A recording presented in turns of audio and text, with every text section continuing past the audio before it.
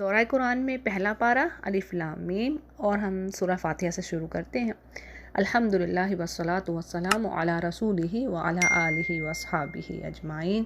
اعوذ باللہ من الشیطان الرجیم، بسم اللہ الرحمن الرحیم۔ سورۃ الفاتحہ قرآن مجید کی سب سے پہلی سورہ اور جس کی احادیث میں بڑی فضیلت آئی ہے۔ فاتحہ کے معنی ہیں آغاز اور ابتدا کے، اسی لیے اسے الفاتحہ، فاتحۃ الکتاب یعنی جس سے کتاب کا آغاز ہو رہا ہے، اور اس کے بہت سارے نام ہیں جو کہ حدیث سے ثابت ہیں۔ مثلا ام القرآن یعنی قرآن کی آثار، السبع المثانی بار بار پڑھی جانے والی آیات، 7 آیات جو بار بار پڑھی جائیں۔ پھر اس طرح القرآن العظیم یعنی عظیم قرآن، اور الشفاء اور الرقیہ یعنی یہ اس میں شفا ہے سورہ فاتحہ میں، اور رقیہ سارا قرآن کریم میں شفا ہے لیکن خاص اس کے لیے یہ اس کا نام آ رہا ہے۔ اور رقیہ یعنی دم، جس طرح ایک صحابی نے ایک بچھو کے ڈسے ہوئے کو اس سے دم کیا تو اس سے آرام آ گیا، تو اس پر آپ صلی اللہ علیہ وسلم نے فرمایا تجھے کس طرح معلوم ہوا کہ یہ دم ہے؟ صحیح بخاری اس کو روایت کرتے ہیں، یعنی یہ رقیہ کے طور پر اس کو کسی بیمار پر آڈ نمبر میں پڑھ کر دم کریں، یعنی 5 مرتبہ 7 مرتبہ۔ اسی طرح اس کی اہمیت میں ایک اور حدیث ہے، یعنی آپ صلی اللہ علیہ وسلم نے فرمایا کہ جس نے بغیر فاتحہ کی نماز پڑھی وہ ناقص ہے، مکمل نہیں۔ 3 مرتبہ آپ نے یہ الفاظ دہرائے۔ اسی طرح ابو ہریرہ رضی اللہ عنہ نے فرمایا کہ امام کے پیچھے تم سورہ فاتحہ اپنے جی میں پڑھو۔ صحیح مسلم اس کو روایت کرتے ہیں، کیونکہ قرآن کریم میں ہے نا کہ جب قرآن پڑھا جائے تو سنو اور خاموش رہو، تو اس پر پھر یہ بات آ رہی ہے۔ اور اسی طرح حدیث میں بھی یہ بھی بات آتی ہے کہ اللہ سبحانہ وتعالیٰ نے فرمایا کہ میں نے نماز کو اپنے اور اپنے بندے کے درمیان تقسیم کر دیا ہے، یعنی اس سے نماز سے مراد یہاں پر سورہ فاتحہ ہے، جس کا آدھا حصہ اللہ تعالیٰ کی حمد و ثنا، اس کی تعریف، اس کی رحمت، اس کے رب ہونے اور عدل و بادشاہت کے بارے میں بیان ہے، اور آدھا حصہ بندے کی دعا اور التجا جو اللہ کی بارگاہ میں وہ رکھتا ہے۔ تو جی سورہ کا ترجمہ دیکھتے ہیں۔ بسم اللہ الرحمن الرحیم، الحمدللہ رب العالمین، یعنی تمام کا تمام شکر اور تمام کی تمام تعریف صرف اللہ ہی کے لیے ہے جو جہان والوں کا رب ہے، اور رحمان ہے اور رحیم ہے۔ رحمان میں مبالغہ کا صیغہ آ رہا ہے، جیسے عطشان جوعان کہ میں بہت زیادہ بھوکا ہوں یا بہت زیادہ پیاسا ہوں، تو اسی طرح الرحمن یعنی بہت زیادہ رحمت کرنے والا، گویا ایسے ہے کہ جیسے کوئی ٹھاٹھے مارتا ہوا سمندر ہے رحمت کا۔ پھر جی آگے رحیم، رحیم میں کیا صفت آتی ہے؟ ایک چیز کا مسلسل ہونا، یعنی ایسا نہیں کوئی ایک جذبہ آیا اور کچھ دیر رہا اور ختم ہو گیا، نہیں، بلکہ یہ ایسی چیز ہے جو کبھی نہ ختم ہو، جیسے ندی کا پانی بہتا چلا جا رہا ہے مسلسل، یعنی اس کی رحمت مسلسل آ رہی ہے، نہ کبھی نہ ختم ہونے والی۔ اب جیسے دنیا میں تو اس کی رحمت مومنین کے لیے بھی ہے اور کافروں پہ بھی رحمت ہو رہی ہے، یعنی اس کی رحمت ہی تو ہے، وہ ان کو سب کچھ دے رہا ہے، لیکن آخرت میں یہ رحمت صرف مومنین کے لیے خاص ہوگی۔ پھر جی آگے بات آ رہی ہے مالک یوم الدین، یعنی وہ مالک ہے یوم الدین کا، یوم جزا کا، یعنی جس دن انسانوں کو ان کے کیے ہوئے اعمال کا بدلہ ملے گا۔ اب دیکھیں دنیا میں بھی اگرچہ مکافات عمل کا سلسلہ تو رہتا ہے، مگر پھر بھی کچھ ایسے مجرم ہوتے ہیں جن کو دنیا میں سزا نہیں مل پاتی، ایسا ہے ہمارے اراؤنڈ بہت ساری مثالیں ہیں۔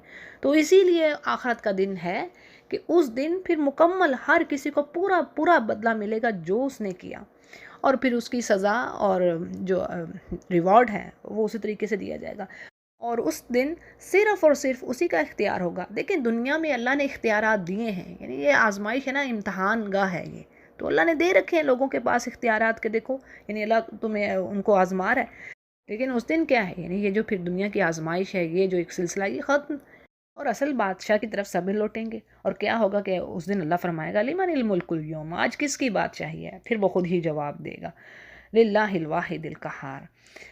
تو جی یہ بات ہے یعنی مالک ہونا یوم الدین کا۔ پھر آگے کہا جا رہا ہے کہ یہاں پر دعا آ رہا ہے، یعنی بندہ دعا کر رہا ہے اللہ سے کہ اے اللہ ہم تیری ہی عبادت کرتے ہیں، تجھ ہی سے مدد مانگتے ہیں، یعنی ہم عاجز ہیں، نیکی کرنے کے قابل نہیں ہیں، ہمیں زندگی گزارنے کا طریقہ نہیں پتہ، تو ہماری مدد کر، تو ہمیں سیدھے راستے پر ڈال، اہدنا الصراط المستقیم، اور نہ صرف ہمیں سیدھے راستے پر ڈال بلکہ ہمیں ہاتھ پکڑ کر لے جاؤ، صراط الذین انعمت علیہم، یعنی راستہ ان لوگوں کا جن پر تو نے انعام کیا، یعنی جو تیرے محبوب بندے تھے، جو تیری راہ پر چلنے والے تھے، ہمیں بھی ویسا کر دے، ہمیں بھی انہی کے نقش قدم پر چلا یا رب، غیر المغضوبی یعنی جن پر نہ تیرا غضب ہوا اور نہ ہی جو گمراہ ہونے والے تھے۔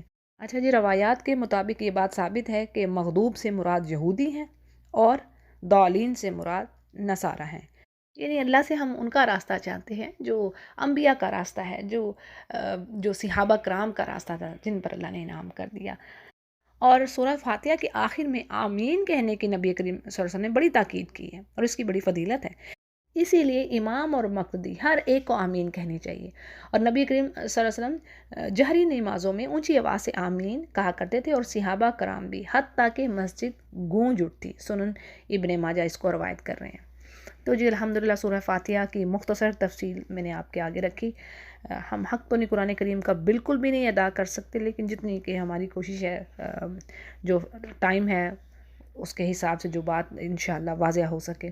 اچھا جی، سورۃ البقرہ کو شروع کرتے ہیں۔ سورۃ البقرہ بڑی اہم سورہ ہے، اور حدیث میں اس کی بڑی فضیلت آئی ہے، جیسے کہ یہ کہا جاتا ہے کہ جس گھر میں یہ پڑھی جائے اس گھر سے شیطان بھاگ جاتا ہے۔ اور اس طرح نبی نے فرمایا کہ لا تجعلوا بیوتکم مقابر، یعنی اپنے گھروں کو قبریں نہ بناؤ، یعنی سورہ بقرہ کو گھر میں پڑھا جانا چاہیے۔ ان الشیطان ینفر من البیت الذی تقرأ فیہا سورۃ البقرہ، صحیح مسلم اس کو روایت کرتے ہیں۔ اور یہ بھی حدیث میں بات آتی ہے کہ سورۃ البقرہ اور سورہ آل عمران اپنے پڑھنے والے کے لیے شفاعت کریں گی قیامت کے روز، ایک سائبان کی طرح اس کے سر پر یہ ہوں گی۔ تو جی اس سورہ میں آگے چل کر گائے کا واقعہ بھی بیان ہوا ہے، اسی لیے اس سورہ کو سورۃ البقرہ کہا گیا ہے۔ اور اس کے سبجیکٹس اور ٹاپکس کے حوالے سے بات کریں تو بعض علماء کے نزدیک اس میں 1000 خبر، 1000 احکامات، یعنی جو اللہ نے چیزیں فرض کی ہیں، جو واجبات ہیں وہ، اور 1000 منیحات، یعنی حرام اور ممنوع باتیں جن سے بچنا ضروری ہے، یہ سب اس میں ہے۔ تو جی سورہ کو شروع کرتے ہیں۔ بسم اللہ الرحمن الرحیم۔ الف لام میم حروف مقطعات ہیں، اور ان کے معنی کسی بھی مستند روایت سے ثابت نہیں ہے۔ البتہ یہ نبی کریم صلی اللہ علیہ وسلم نے ضرور فرمایا ہے کہ میں نہیں کہتا کہ الف لام میم ایک حرف ہے، بلکہ الف ایک حرف ہے، لام ایک حرف ہے، اور میم ایک حرف ہے، اور ہر حرف پر ایک نیکی، اور نیکی کا اجر 10 گنا ہے۔ سنن ترمذی روایت کر رہے ہیں اس کو۔ تو جی اگلی آیت کو دیکھتے ہیں۔ ذالک الکتاب لا ریب فیہ ھدی للمتقین، یعنی اس کتاب میں کوئی شک نہیں ہے، یعنی شک و شبے سے پاک ہو کے انسان کو اس کتاب کو پڑھنا ہے۔ اگر ڈاؤٹس ہوں گے تو وہ اس پر بلیو نہیں کرے گا۔ تو بات یہ ہے کہ اس میں شک نہیں ہے، یہ اس رب العالمین کی طرف سے کتاب ہے، اور یہ ہدایت ہے متقین کے لیے، یعنی ہدایت تو اسے وہی پائے گا جو واقعی ہدایت کا طلبگار ہے، جو چاہتا ہے کہ زندگی کے اندھیروں سے نکل کے روشنی کی طرف آنا، جو چاہتا ہے اپنے رب سے کہ یا رب مجھے سیدھا راستہ دکھا، مجھے سمجھ نہیں آ رہی یہ میرے اراؤنڈ کیا ہو رہا ہے، مجھے تیری طرف جانا ہے، مجھے سیدھا راستہ چاہیے، تو اس کے لیے یہ کتاب ہے۔ پھر جی آگے کہا جا رہا ہے کہ وہ لوگ جو ایمان رکھتے ہیں بالغیب، یعنی ان سین پر، اور اس میں کتنی چیزیں آ جاتی ہیں بالغیب میں؟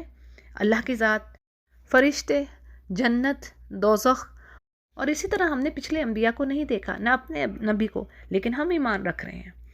پھر جی آگے کہا جا رہا ہے کہ وہ نمازوں کو قائم کرنے والے ہیں، اور جو کچھ اللہ نے دیا اس میں سے خرچ کرنے والے ہیں، یعنی یہ خوبی ہے ایمان والوں کی۔ یہ بیسک چیزیں ہیں، اور آپ سارا قرآن کریم اٹھا لیں، الحمدللہ جو ہم پڑھ رہے ہیں یہ باتیں نہیں جا رہی، یعنی یہ باتیں ہیں، چند ایک چیزیں ہیں کہ وہ خرچ کرنے والے ہیں اور نمازوں پر دوام پکڑے ہوئے ہیں، یعنی قائم ہیں اپنی نمازوں پر۔ پھر جی آگے کہا جا رہا ہے کہ یہ وہ لوگ ہیں جو کہ اے نبی آپ پر جو اترا اس پر بھی ایمان رکھ رہے ہیں، اور جو آپ سے پہلے اترا اس پر بھی ایمان رکھتے ہیں، اور آخرت کو بھی ماننے والے ہیں، یعنی جو پچھلے انبیاء پر کتابیں اتری ان کو مانے بھی غیر ہمارا ایمان پورا نہیں ہوتا۔ پھر اسی طرح آگے بات آ رہی ہے کہ اولئک، یہی لوگ ہیں جو ہدایت پر ہیں اپنے رب کی طرف سے، اور یہی فلاح پانے والے ہیں۔ اچھا جی یہاں پر ایک گروہ کا ذکر ہوا، ایمان والوں کا، متقین کا، اور مزید آگے ہم 2 گروہوں کے بارے میں پڑھیں گے، یعنی 2 گروپس اور ہیں۔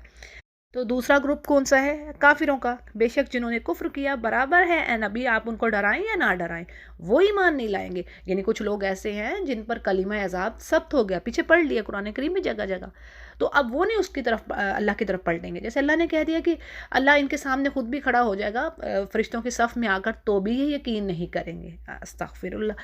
اور کیا ہے کہ اللہ نے ان کے دلوں پر مہر کر دی ہے، یعنی ان کی اس انکار کی وجہ سے سیلڈ اپ ہو گئے ہیں ان کے ہارٹس، اور ان کے کانوں پر بھی مہر ہے، اور ان کی نظروں، یعنی ان کی آنکھوں پر ایک پردہ پڑا ہوا ہے۔ یعنی یہ کون سی نظر ہے؟ آنکھیں تو ان کی ٹھیک ہی ہیں، کام کر رہی ہیں، سب کچھ اللہ نے جو دیے ہیں ان کو، جو سینسز ہیں، یہ روحانی بات ہو رہی ہے، ٹھیک ہے، اسپریچولی جو ہے وہ نہ دیکھ سکتے ہیں نہ سمجھ سکتے ہیں، پردہ ہے، اور ان کے لیے بڑا عذاب ہے۔ یعنی یہ گروہ بالکل ایمان نہیں رکھ رہا، اللہ، رسول اور آخرت پر بالکل ایمان نہیں ہے، ٹھیک ہے جی۔ یہ ہو گیا دوسرا گروہ۔ اب تیسرا گروہ کون سا ہے کہ لوگوں میں سے کچھ ایسے بھی لوگ ہیں جو کہتے ہیں کہ ہم ایمان لائے اللہ پر اور آخرت کے دن پر، لیکن وہ مومن نہیں ہیں، یعنی زبان سے تو کہہ رہے ہیں، معاملہ کیا ہے، لیکن اللہ کہہ رہا ہے وہ مومن نہیں ہے۔ تو اب کیا ہے کہ وہ دھوکہ دے رہے ہیں اللہ کو اور ایمان والوں کو، اور اللہ فرما رہے ہیں یہ دھوکہ وہ سمجھ رہے ہیں کہ وہ دھوکہ دے رہے ہیں اللہ کو اور ایمان والوں کو، لیکن اصل میں وہ اپنے آپ کو ہی دھوکہ دے رہے ہیں، انہیں شعور ہی نہیں اس بات کا۔ فی قلوبہم مرض، ان کے دلوں میں بیماری ہے، اور اللہ نے اس بیماری کو مزید اور بڑھا دیا، اور ان کے لیے دردناک عذاب ہے اس بات پر کہ وہ جھوٹ بول رہے ہیں۔ اچھا جی، یہ بیماری کون سی ہے؟ نفاق، ہپوکریسی، منافقین تھے نا یہ مرض ہے، اللہ نے اس کو ڈیزیز کہا ہے، اور دیکھیں ڈیزیز کا علاج بھی ہوتا ہے۔ تو بات یہ ہے کہ اس دور میں تو ایسے منافقین تھے کہ جو یعنی پکی اندر سے پکے منافق تھے، ان کو یقین نہیں تھا لیکن بس وہ زبانوں سے اظہار کر رہے تھے۔ لیکن آج دیکھیں آج کے جو حالات ہیں نا، ہم زبان سے تو اقرار کر رہے ہیں، ہم مانتے ہیں، ہم اللہ کو مانتے، رسول کو مانتے، لیکن عملی طور پر ہم وہ کام نہیں کر رہے، یعنی عملاً ہم اس بات کو جھٹلاتے ہیں، تو یہ چیزیں فسق میں آ جاتی ہیں۔ تو ان کو دور کرنے کے لیے اللہ کا ذکر، کثرت سے اللہ کا ذکر کیا جائے، ایمان کو بڑھایا جائے، یہ ہے اس بیماری کو دور کرنے والی چیزیں، اللہ کا ذکر۔ جیسے حدیث میں یہ بات آتی ہے نا کہ شیطان جو ہے وہ شیطان اپنی جو سونڈ ہے وہ انسان کے دل پر جمائے رکھتا ہے، یعنی اس کے دل پر وہ جمائے رکھتا ہے تھوتھنی اپنی، تو کہ اس کو غافل کیے رکھتا ہے وہ اللہ کے ذکر سے۔ تو جیسے ہی انسان اللہ کا ذکر کرتا ہے تو وہ وہاں سے ہٹ جاتا ہے۔ اسی طرح حدیث کے مطابق نفاق کی 3 علامات ہیں بڑی، وہ کیا کہ جب بندہ بات کرے جھوٹ بولے، اور جب اس کے پاس کوئی امانت رکھوائی جائے تو اس میں خیانت کرے، اور جب کوئی وہ وعدہ کرے اس کی وعدہ خلافی کرے وہ۔ اور اسی طرح چوتھی علامت یہ بھی آتی ہے کہ جب وہ کسی سے جھگڑا کرے تو گالی گلوچ پر اتر آئے۔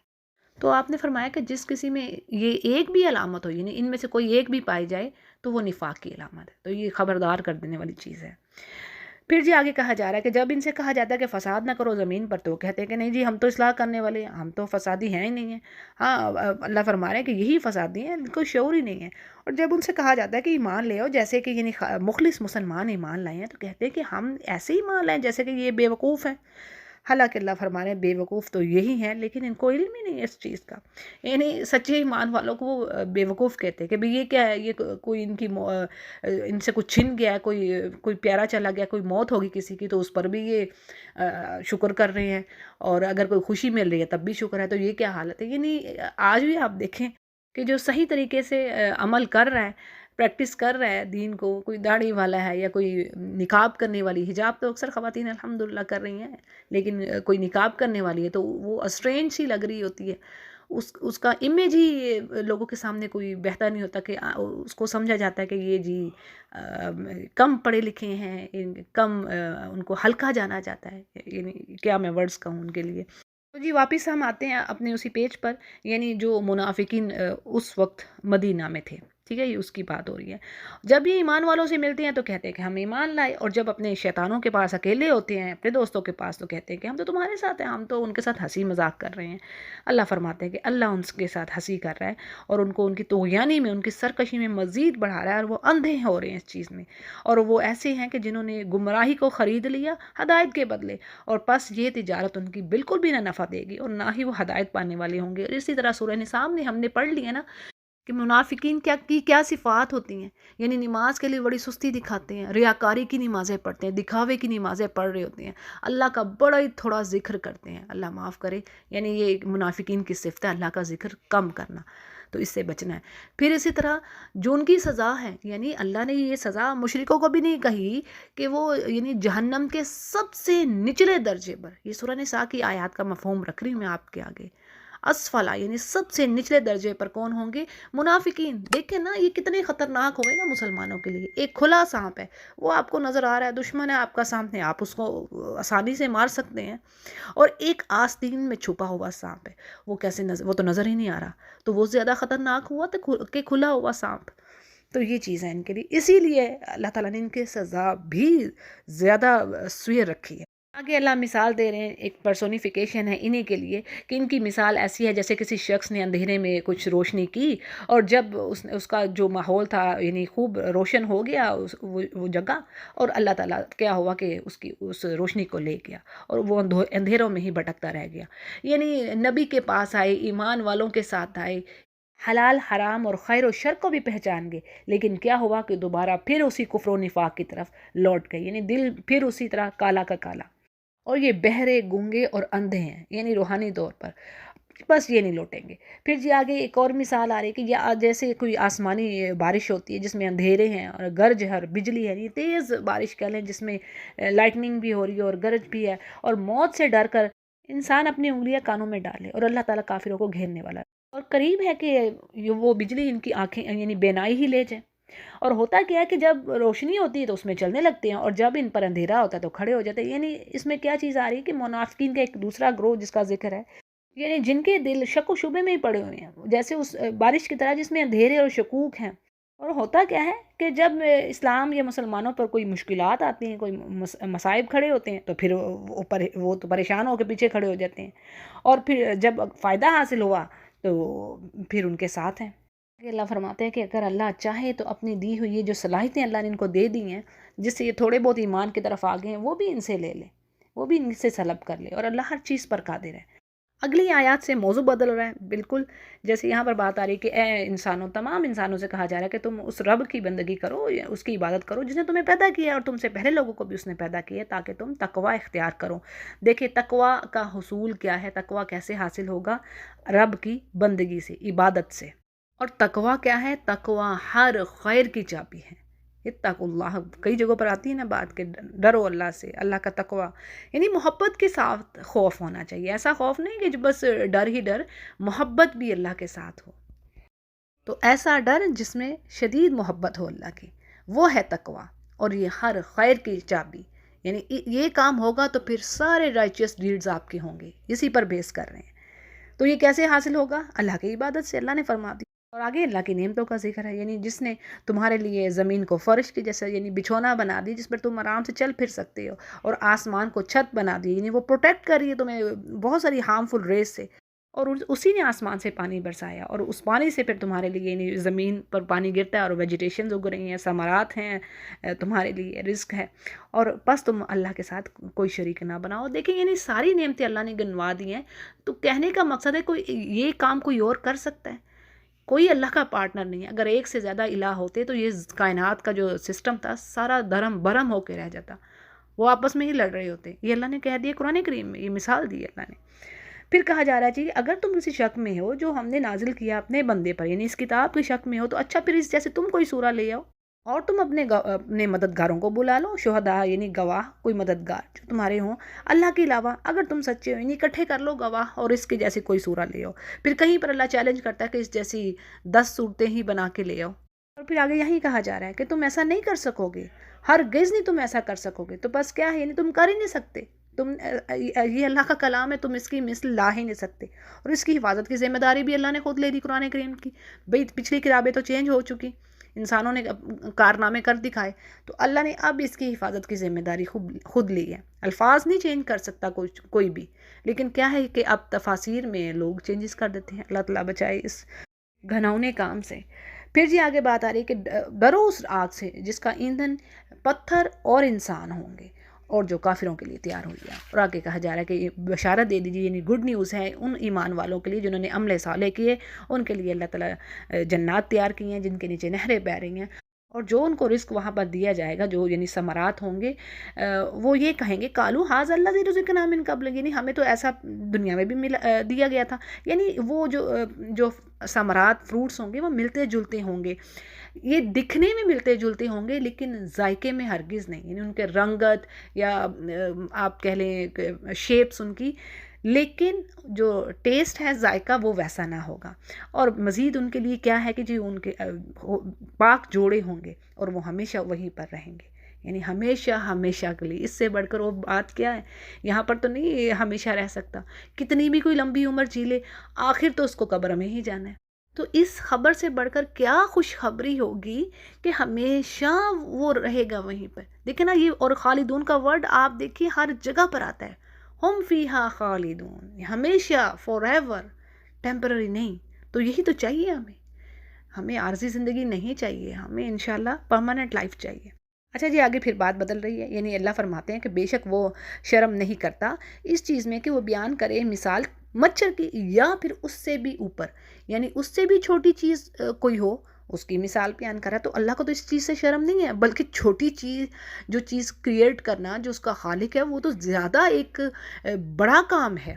ٹھیک ہے نا. تو اب اس میں ہوتا کیا ہے کہ اللہ فرما رہے ہیں کہ جو تو ایمان والے ہیں وہ جانتے ہیں کہ یہ تو حق بات ہے ہمارے رب کی طرف سے، وہ جو کہہ رہا ہے وہ حق ہے. اور اس کے برعکس جو کفر کرنے والے وہ کہتے ہیں جی اللہ کا ارادہ کیا ہے اس مثال سے، اللہ کیا کہنا چاہتا ہے. یعنی ایمان والوں کے تو ایمان بڑھے، اللہ کی ہر آیت سے ایمان بڑھتا ہے، لیکن کفر کرنے والوں کا کے کفر میں ہی اضافہ ہوتا ہے. اور اسی کے ساتھ بہت سو کو اللہ گمراہ کرتا ہے، اور بہت سو کو اللہ سیدھے راہ پر لے آتا ہے. اور گمراہ تو صرف فاسق ہی ہوتے ہیں، یعنی جو چاہتے ہی نہیں ہے اس کی اوبیڈینس میں آنا. پھر جا کے کہا جا رہا ہے یعنی یہ وہ لوگ ہیں جو اللہ کے عہد کو توڑتے ہیں، اللہ کے وعدے کو، اور جو اللہ نے جس کو ملانے کا حکم دیا، یعنی صلہ رحمی کی یہاں پر بات آ رہی ہے. اللہ نے کہا ہے صلہ رحمی کرو، رشتہ داروں کے ساتھ جوڑ کر رکھو، کاٹو نہیں. اب وہ اس چیز کو کاٹتے ہیں اور زمین میں فساد کرتے ہیں، اور یہی لوگ ہیں خسارہ پانے والے. اچھا جی، اللہ کا عہد کیا ہے اس کے بارے میں آپ کو بتا دیتے ہیں. یہاں پر مختلف معنی لیے جا رہے ہیں. نمبر ایک کیا ہے کہ اللہ تعالیٰ کی وہ وصیت جو اس نے اپنے احکامات پورے کرنے، یعنی جو فرائض اللہ نے کہے ہیں ان کو کہا ہے کہ پورا کرو، اور جو حرام چیزیں ہیں جن سے اللہ نے منع کیا ان سے باز رہو. دوسری معنی یہ بھی آتے ہیں کہ وہ وعدہ جو اہل کتاب سے تورات میں لیا گیا، یعنی کہ وہ آخری نبی کے آنے پر یعنی ان کی تصدیق کریں گے، ان پر ایمان لائیں گے، ان کی نبوت پر. اور اسی طرح اس وعدے میں تیسری بات کیا آ رہی ہے کہ وہ عہد الست ہے جو جب آدم علیہ السلام سے تمام ان کی جو اولاد تھی اس کو نکالا گیا ان کی پشت سے، جس کا ذکر قرآن مجید میں ہے. اور اللہ نے ان سے عہد لیا تھا کہ کیا میں تمہارا رب نہیں ہوں؟ تو سب نے کہا تھا کہ بلا، کیوں نہیں، تو ہی ہمارا رب ہے. تو جی یہ وہ وعدہ ہے. یہاں پر یہ تین چیزیں آ گئی. اور پھر جی آگے انسانوں سے کہا جا رہا ہے کہ تم کیسے کفر کرتے ہو اللہ سے، یعنی تم تو کچھ بھی نہ تھے، مردہ حالت میں، یعنی نطفہ کیا تھا، بے جان. اور بے جان سے اللہ نے زندگی دی. یعنی ماں کے پیٹ میں بھی دیکھیں انسان کیا ہے، ایک بچہ کیسے گرو کرتا ہے، کیا ہوتا کیا ہے وہ، اور کس طرح پھر اللہ تعالیٰ اس کو زندگی عطا کرتا ہے. حدیث میں بات آتی ہے نا، کچھ عرصے بعد اس میں روح پھونکی جاتی ہے. تو یہی اللہ فرما رہا ہے کہ تم تو مردہ تھے، تمہیں پھر زندہ کیا، اب پھر اللہ تمہیں موت دے گا اور پھر تمہیں زندہ کرے گا، یعنی قیامت کے روز پھر کھڑا کرے گا اور تم اسی کی طرف اکٹھے ہوگے. تو انسان کا جو اپنا آپ ہے اس کو اگر وہ دیکھے تو اس میں بہت بڑی نشانی ہے اللہ کی. یعنی اللہ تعالیٰ کہتے ہیں تم اپنے نفسوں پر ہی غور کرو، دیکھو تو صحیح کہ تمہیں بنایا کیسے، یہ کیسی مشین ہے. پھر جی آگے کہا جا رہا ہے کہ وہی ذات تو ہے جس نے تمہارے لیے زمین میں جو کچھ پیدا کیا تمہارے لیے جو زمین میں ہے. اور پھر اللہ عرش کی طرف یعنی متوجہ ہوا، آسمان کی طرف، اور اس کو 7 آسمان اللہ نے بنا دیے، اور وہ ہر چیز کا جاننے والا ہے. اور زمین بھی آسمان کے جیسی ہے، قرآن کریم میں یہ بات آتی ہے. یعنی اس کے 7 آسمان ہیں اور 7 ہی زمینیں.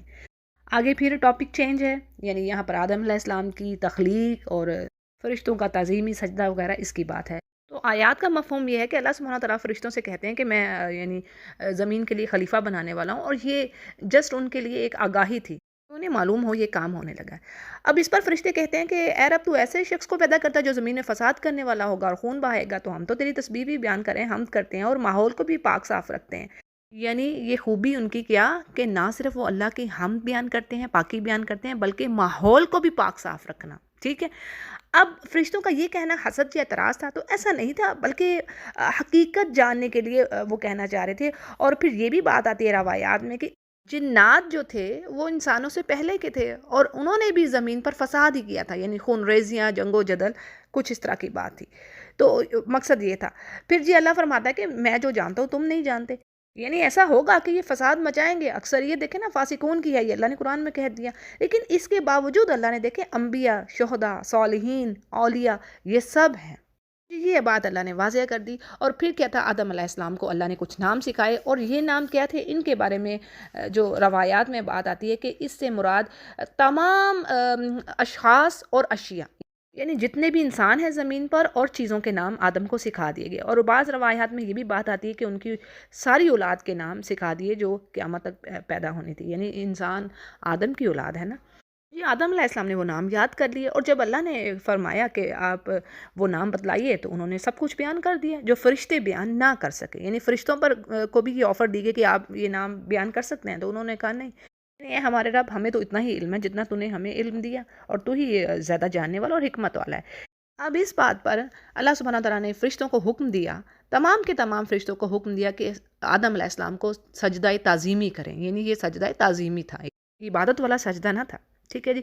اس طرح اب یہاں پر ہم دیکھتے ہیں کہ آدم علیہ السلام کو 3 طرح سے آنر، یعنی 3 فضیلتیں مل رہی ہیں علم کی وجہ سے. یعنی انہوں نے سارے نام بتا دیے، ان کو علم آ گیا تھا نا، علم کی وجہ سے. پھر دوسری چیز سجدہ کروایا گیا، یعنی ان کو اتنا بڑا شرف دیا گیا، آنر دیا گیا کہ فرشتوں نے سجدہ کیا. اور تیسری چیز اللہ نے جنت میں انہیں گھر عطا کیا ان کو اور ان کی بیوی کو، جیسے کہا گیا کہ تم اور تمہاری بیوی یہاں پر رہو، جہاں سے چاہو جیسا مرضی کھاؤ، لیکن دیکھو اس درخت کے پاس نہیں جانا، نہیں تو ظالموں میں سے ہو جاؤ گے. اچھا جی، سجدہ کرنے والے تمام فرشتے تھے سوائے ابلیس کے، اس نے انکار کیا، اور اللہ فرماتے ہیں یہاں پر کہ وہ کافروں میں سے تھا. اور کئی جگہوں پر ہم نے بات پڑھ لی، سورہ صاد کا آخری پیج، سورۃ الاعراف میں یہ قصہ پڑھ لیا، پھر سورۃ الاسراء میں بھی یہ آیات آتی ہیں آخری، یعنی آپ چلے جائیں سورہ کے، تو اس میں یہی بات آتی ہے. یعنی اس نے انکار کر دیا، کہنے لگا کہ میں تو اس سے بہتر ہوں، کیونکہ اللہ نے سورہ صاد میں بات آتی ہے نا، اللہ فرماتے کہ تو نے سجدہ کیوں نہیں کیا جس کو میں نے اپنے دونوں ہاتھوں سے بنایا، کیا تو تکبر کر رہا ہے؟ تو اس نے کہا ہاں انا خیر من، میں تو اس سے بہتر ہوں، مجھے تو نے آگ سے بنایا، اس کو تو نے مٹی سے بنایا. پھر اللہ نے وہیں پر کہا کہ نکل جا تو یہاں سے، یعنی تو رجیم ہے، تجھ پر میری لعنت ہے قیامت کے دن تک. اور اس نے کہا اللہ مجھے مہلت دو، اب میں اس کی اولاد کو چھوڑوں گا نہیں. اور سورۃ الاسراء میں بات آتی ہے، وہ کہتا ہے کہ اللہ اس کی وجہ سے تو نے مجھے ذلیل کیا، یعنی اس کو تو نے آنر دیا مجھ پر، اب میں اس کی اولاد کو نہیں چھوڑوں گا، یعنی ان کو لازمی بہکاؤں گا، دائیں طرف سے بائیں طرف سے اوپر سے نیچے سے ہر طرح سے. اب دیکھیں شیطان ایسے ہی ہے جیسے بلڈ سرکولیٹ کرتا ہے باڈی میں، یعنی ہر وہ پوری کوشش کرتا ہے، وسپرنگ کر رہا ہے ہر طرح، یعنی طریقے سے کہ انسان کو اس کے اعمال ضائع کر دے. اگر کسی نے کوئی نیک اعمال کر لیے تو وہ منہ سے کچھ ایسے الفاظ نکل جاتے ہیں، غصہ آ جاتا ہے بعض اوقات، یعنی وہ پوری ایفرٹ کر رہا ہے کہ ان کو جنت کے راستے سے ہٹا دے. لیکن وہ کرم کرنے والا ہے، وہ اپنے بندوں کے ساتھ ہے. اچھا جی، یہ بات ہے. پھر آگے جی ہے کہ اللہ نے کہا کہ بھئی اس درخت کے پاس نہ جانا. اب یہ دیکھیں وہ درخت کون سا تھا، بات اس میں پڑھنے کی نہیں ہے، بات یہ ہے کہ اللہ کی نافرمانی ہو گئی، چیز کوئی بھی ہو. اب دیکھیں یہاں دنیا میں ہمیں کہا گیا کہ سور کا گوشت نہیں کھانا، شراب نہیں پینی، سود نہیں کھانا، اور بہت ساری چیزیں ہیں جو ممنوعات ہیں، فوربیڈن ہیں. تو اصل میں ہمیں پتہ بھی ہے کہ اس میں ہمارا ہی فائدہ ہے، لیکن بڑی بات ہمارے لیے یہ ہونی چاہیے اللہ نے منع کر دیا. اب وہ چاہے اس میں دنیا کا کتنا ہی فائدہ ہو، لیکن جب اللہ نے منع کر دیا سو منع کر دیا. وہ ہمارا رب ہے، وہ ہمیں بڑی محبت کرنے والا ہے، ہمارے ماں باپ سے بڑھ کر وہ ہمیں چاہنے والا ہے، وہ ہمارا بھلا ہی چاہتا ہے. ہمیں یہ یقین ہونا چاہیے، جب یہ یقین ہوگا تو سارے کام آسان ہو جاتے ہیں، پھر عمل کرنا مشکل نہیں لگتا. تو بہرحال انسان سے خطائیں پھر بھی ہو جاتی ہیں. اب یہ آدم علیہ السلام سے ہمیں پتہ چل رہا ہے کہ اب جو انسان کے باپ تھے تو اب ان سے یعنی ارادتاً تو نہیں ہوئی، خطا سے بھی ہو جاتی ہے اور اس پر پکڑ نہیں آتی پھر اکارڈنگ ٹو حدیث. اب کیا تھا جی کہ انہوں نے وہ پھل کھا لیا، جیسے کہ شیطان نے پھسلایا ان دونوں کو اور کہنے لگا کہ اے آدم، تو یعنی اس درخت کے اگر تو پھل کھا لیتا ہے تو ہمیشہ ہمیشہ جوان رہے گا اور تو فرشتوں میں سے ہو جائے گا. یعنی یہ الفاظ کہاں آتے ہیں؟ سورہ طٰہٰ کی آیت نمبر 120 میں. فَوَسْوَسَ إِلَيْهِ الشَّيْطَانُ قَالَ يَا آدَمُ هَلْ أَدُلُّكَ، یعنی اس نے کہا یہ کھا لو، حالانکہ اللہ نے تو فرشتوں سے سجدہ کروا دیا تھا، زیادہ ان کا شرف تھا. اور پھر دونوں نے جب کھا لیا تو دونوں کی شرمگاہیں ایک دوسرے پر ظاہر ہوگی، پھر وہ جنت کے پتوں سے اپنے آپ کو ڈھانپنے لگے. یہ سورہ طٰہٰ ہی کی آیات ہیں، 120 121 اس طرح کر کے پھر مزید ان کی بات چلتی ہے آدم علیہ السلام ہی کی. یعنی یہ خطا ان سے ہوگی، لیکن اس کے بعد یہ تھا کہ انہوں نے اللہ کی طرف رجوع کیا، توبہ کی، اور اللہ تعالیٰ نے پھر ان کو ایسے کلمات یعنی توبہ کے کلمات سکھائے، اور اللہ تعالیٰ نے فرمایا کہ وہ توبہ قبول کرنے والا بار بار. اور سورۃ الاعراف میں بڑے خوبصورت الفاظ ہیں، یہ دعا ہے ربنا ظلمنا انفسنا وَإِن لَّمْ تَغْفِرْ لَنَا وَتَرْحَمْنَا لَنَكُونَنَّ مِنَ الْخَاسِرِينَ۔ پھر یہ دعا ان دونوں نے کی تھی، اور سبحان اللہ قرآن کریم میں کہیں پر یہ بات نہیں آتی جو کہ جو پچھلی کتابوں یعنی اہل کتاب کی کتابوں میں یہ بات جو آ رہی ہے جی حوا پہ الزام دیا جا رہا ہے، تو قرآن کریم میں دونوں میں یہ بات نہیں آتی، کسی ایک پہ الزام نہیں آ رہا، کیونکہ ورڈ آتے ہیں سورۃ الاسراء میں پڑھے تو فَأَكَلَا، اکلا کا مطلب ہوتا ہے دونوں نے کھایا، دونوں کو اللہ نے یعنی دونوں پر بات آتی ہے، اور پھر تینوں کو اللہ نے نیچے زمین پر بھیج دیا، یعنی ابلیس کو بھی قُلْنَا اهْبِطُوا مِنْهَا جَمِيعًا، یا جیسے سورۃ البقرہ میں یہ بات آ رہی ہے کہ اللہ نے سب کو کہا کہ سب کے سب نکل جاؤ، یعنی ان تینوں سے کہا کہ نکل جاؤ، تم سب ایک دوسرے کے دشمن ہو گئے۔ یعنی دیکھیں شیطان تو انسان کا دشمن ہے ہی، وہ تو کھلا دشمن ہے، اللہ نے کہا نا عدو مبین، اسی طرح انسان بھی انسان کا دشمن ہے، ٹھیک ہے۔ اور پھر کہا جا رہا ہے کہ جب میرے پاس سے تمہارے لیے ہدایت آتی ہے تو بس جس نے اس کو فالو کیا اس پر نہ کوئی خوف اور نہ کوئی غم، یعنی یہ اللہ کا کہنا کیا ہے، اس سے مراد کہ اللہ نے ہر بستی میں اپنے پیغمبر بھیجے، کتابیں بھیجی تاکہ لوگوں کی رہنمائی ہو سکے، اللہ کی طرف لوگ آئیں، جڑیں اللہ کے ساتھ، ان کو پتہ لگے کہ ان کا رب کون سا ہے اور عبادت کیا کرنی ہے، کیسے زندگی گزارنی ہے۔ اور جنہوں نے کفر کیا اور جھٹلایا ہماری آیات کو، وہی آگ کے ساتھی ہیں اور اس میں ہمیشہ رہیں گے۔ اگلی آیات سے بنی اسرائیل کا قصہ سٹارٹ ہو رہا ہے۔ یہ سورۃ البقرہ جو ہے نا، اس میں آپ بڑا حصہ آپ یہود کے بارے میں ہی پائیں گے، جیسے کہ پہلا پارہ آپ کہہ لیں، اس کا بہت بڑا حصہ یہود کے بارے میں ہے، اور سورہ آل عمران میں بڑا حصہ نصارہ کے بارے میں ہے۔ اچھا جی، یہاں پر اللہ فرما رہے ہیں کہ اے بنی اسرائیل یاد کرو میری وہ نعمتیں جو میں نے تم پر کی، یعنی تم میرے عہد کو پورا کرو، میں تمہارے عہد کو پورا کروں گا، اور تم مجھ ہی سے ڈرتے رہو۔ دیکھیں اللہ کی نعمتیں بہت ساری، ان پر احسانات آگے ہم پڑھیں گے، یعنی اللہ تعالیٰ نے ان کو فرعون سے نجات دی، ان پر من و سلوہ اتارا، ان کو دریا سے پار کیا، پھر اس طرح سائبان یعنی بادلوں کا سایہ کیا جب یہ ایک میدان میں تھے جہاں پر کوئی سایہ نہ تھا، تو یہ بے شمار اللہ کی نعمتیں ان پر ہوئیں، اور سب سے بڑی بات کہ اللہ تعالیٰ نے ان کو تمام جہان والوں پر پریفر کیا، فضیلت دی، یعنی لیڈر بنا دیا، امام بنا دیا، بما صبروا۔ یہ بھی اللہ نے کہا ہے کہ ظاہر اس وقت جب تک یہ اچھائی پر قائم تھے، صحیح بات پر قائم تھے، اللہ نے ان کو فضیلت دی۔ پھر جی اللہ کا عہد کون سا ہے؟ تفسیر میں بات آ رہی ہے کہ ان سے یہ عہد وعدہ لیا گیا تھا کہ تم آخری نبی کی نبوت پر ایمان لاؤ گے، یعنی نبی کریم محمد صلی اللہ علیہ وسلم کی نبوت پر یہ ایمان لائیں گے۔ تو اب اللہ فرما رہا ہے کہ تم اس عہد کو پورا کرو تو میں بھی تمہارے ساتھ جو میں نے وعدے کیے ہیں، یعنی اللہ نے اچھائیوں کے جو وعدے کیے ہیں اللہ وہ پورا کرے، اور تمہاری جو غلطیوں کوتاہیوں کی وجہ سے تمہیں جو بطور سزا تم پر چیزیں لا دی گئی ہیں اللہ ان کو تم سے دور کر دے، اور یعنی تمہارے بوجھ اتار دے۔ یہ چیز آ رہی ہے۔ پھر جی آگے ان سے کہا جا رہا ہے کہ وَآمِنُوا بِمَا أَنزَلْتُ، یعنی ایمان لاؤ اس چیز پر جو تمہاری کتابوں کی بھی تصدیق کرنے والی، یعنی جو تمہارے پاس ہے، اور تم اول کافر نہ ہو۔ اول کافر سے مراد یہاں پر کیا ہے؟ ایک بات تو یہ ہے کہ ان کے پاس جو چیزیں موجود تھیں ان کا انہیں علم تھا، یعنی کتابوں کے تھرو، تو ان کی ذمہ داری بنتی تھی کہ وہ سب سے پہلے اس کو ایکسیپٹ کرنے والے ہوتے، کیونکہ انہیں تو معلوم تھا نا، بشارتیں تھیں ان کی کتابوں میں کہ بھی ہاں ایک نبی آنے ہیں۔ سورہ صف میں ہم پڑھتے ہیں نا کہ عیسیٰ علیہ السلام نے کہا تھا میرے بعد ایک نبی آئیں گے، ان کا نام ہوگا احمد، ٹھیک ہے۔ ایک بات تو یہ آتی ہے۔ اب دوسری بات یہ آتی ہے اس میں کہ آپ صلی اللہ علیہ وسلم جب مدینہ تشریف لائے تو آپ نے سب سے پہلے ان کو اسلام کی دعوت دی، ورنہ ایمان والے تو ان سے پہلے بھی تھے، لیکن مدینہ آنے کی بات یہاں پر کہی جا رہی تفسیر میں۔ پھر کہا جا رہا ہے کہ تم حق بات کو جھوٹی بات سے مکس نہ کرو، اور مت چھپاؤ جو سچی بات ہے اور تمہیں پتہ ہے، پھر اور نمازیں قائم کرو اور زکوٰۃ دو اور رکوع کرو، رکوع کرنے والوں کے ساتھ یعنی اچھے کام کرو۔ اور کیا تم دوسروں کو حکم دیتے ہو اچھائی کا، اپنے نفسوں کو بھول جاتے ہو، حالانکہ تم کتاب پڑھتے ہو؟ افلا تعقلون، کیا تم عقل نہیں رکھتے؟ یعنی یہودیوں میں کچھ ایسے بھی تھے وہ خود تو ایمان نہ لاتے لیکن دوسروں سے کہتے ہاں ٹھیک ہے تم ایمان لے ہو تو ٹھیک ہے، یعنی صحیح ہے، لیکن وہ خود نہ آتے اس طرف۔ تو یہ بات یہاں پر کہی جا رہی ہے۔ اور پھر کہا جا رہا ہے کہ تم مدد حاصل کرو نماز سے اور صبر سے، اور بے شک یہ جو نماز ہے وہ بھاری ہے لیکن جو خشوع رکھنے والے ہیں ان پر تو بالکل نہیں۔ اور نماز کے بارے میں حدیث میں آتا ہے کہ آپ صلی اللہ علیہ وسلم کو جب بھی کوئی اہم معاملہ پیش آتا تو آپ فوراً نماز کا اہتمام کرتے، یعنی یہ نماز ایک ایسی چیز ہے جس کے وداؤٹ آپ اللہ کے قریب ہو ہی نہیں سکتے۔ وَاسْجُدْ وَاقْتَرِب، یہ اللہ نے کہہ دیا ہے کہ سجدہ کر اور اس کے قریب ہو۔ اور نماز ایسی چیز ہے کہ جو برائیوں سے بچانے والی، گناہوں کو دھو ڈالنے والی اور بھلائیوں کی طرف لے کے جانے والی، ایمان کی طرف لے کے جانے والی چیز ہے۔ اور جب ایمان بڑھ گیا تو انشاءاللہ پھر ہر طرح کی جو مشکلات ہیں وہ آسان ہو جاتی ہیں، انسان کا اللہ پر توکل بڑھ جاتا ہے۔ اچھا جی، آگے کہا جا رہا ہے کہ وہ لوگ یعنی جو گمان رکھتے ہیں کہ اللہ سے ملاقات کرنے والے ہیں، ان پر یہ چیزیں آسان ہیں اور اسی کی طرف سب نے پلٹنا ہے۔ پھر جی آگے بنی اسرائیل سے کہا جا رہا ہے کہ یاد کرو میری وہ نعمتیں جو میں نے تم پر کی اور تمہیں فضیلت دی تمام جہان والوں پر، اوپر میں نے بتا دی آپ کو بات۔ واتقوا، اور ڈرو اس دن سے جس دن کوئی نفس کسی نفس کے کام نہ آئے گی، اور نہ ہی کوئی شفاعت قبول کی جائے گی، اور نہ ہی کوئی بدلہ لیا جائے گا، اور نہ ہی وہ مدد دیے جائیں گے۔ اب یعنی یہ چیزیں بھی ہم نے پیچھے پڑھ لی الحمدللہ، سوائے اس کے یعنی شفاعت ہوگی، سفارش ہوگی، یہ بات ہے، لیکن جس کے لیے اللہ چاہے گا، اللہ اجازت دے گا۔ سورہ نجم میں ہم بات پڑھتے ہیں نا، وَقَم مِّن مَلَكٍ فِي السَّمَاوَاتِ لَا تُغْنِي شَفَاعَتُهُمْ شَيْئًا إِلَّا مِن بَعْدِ أَن يَأْذَنَ اللَّهُ لِمَن يَشَاءُ وَيَرْضَىٰ۔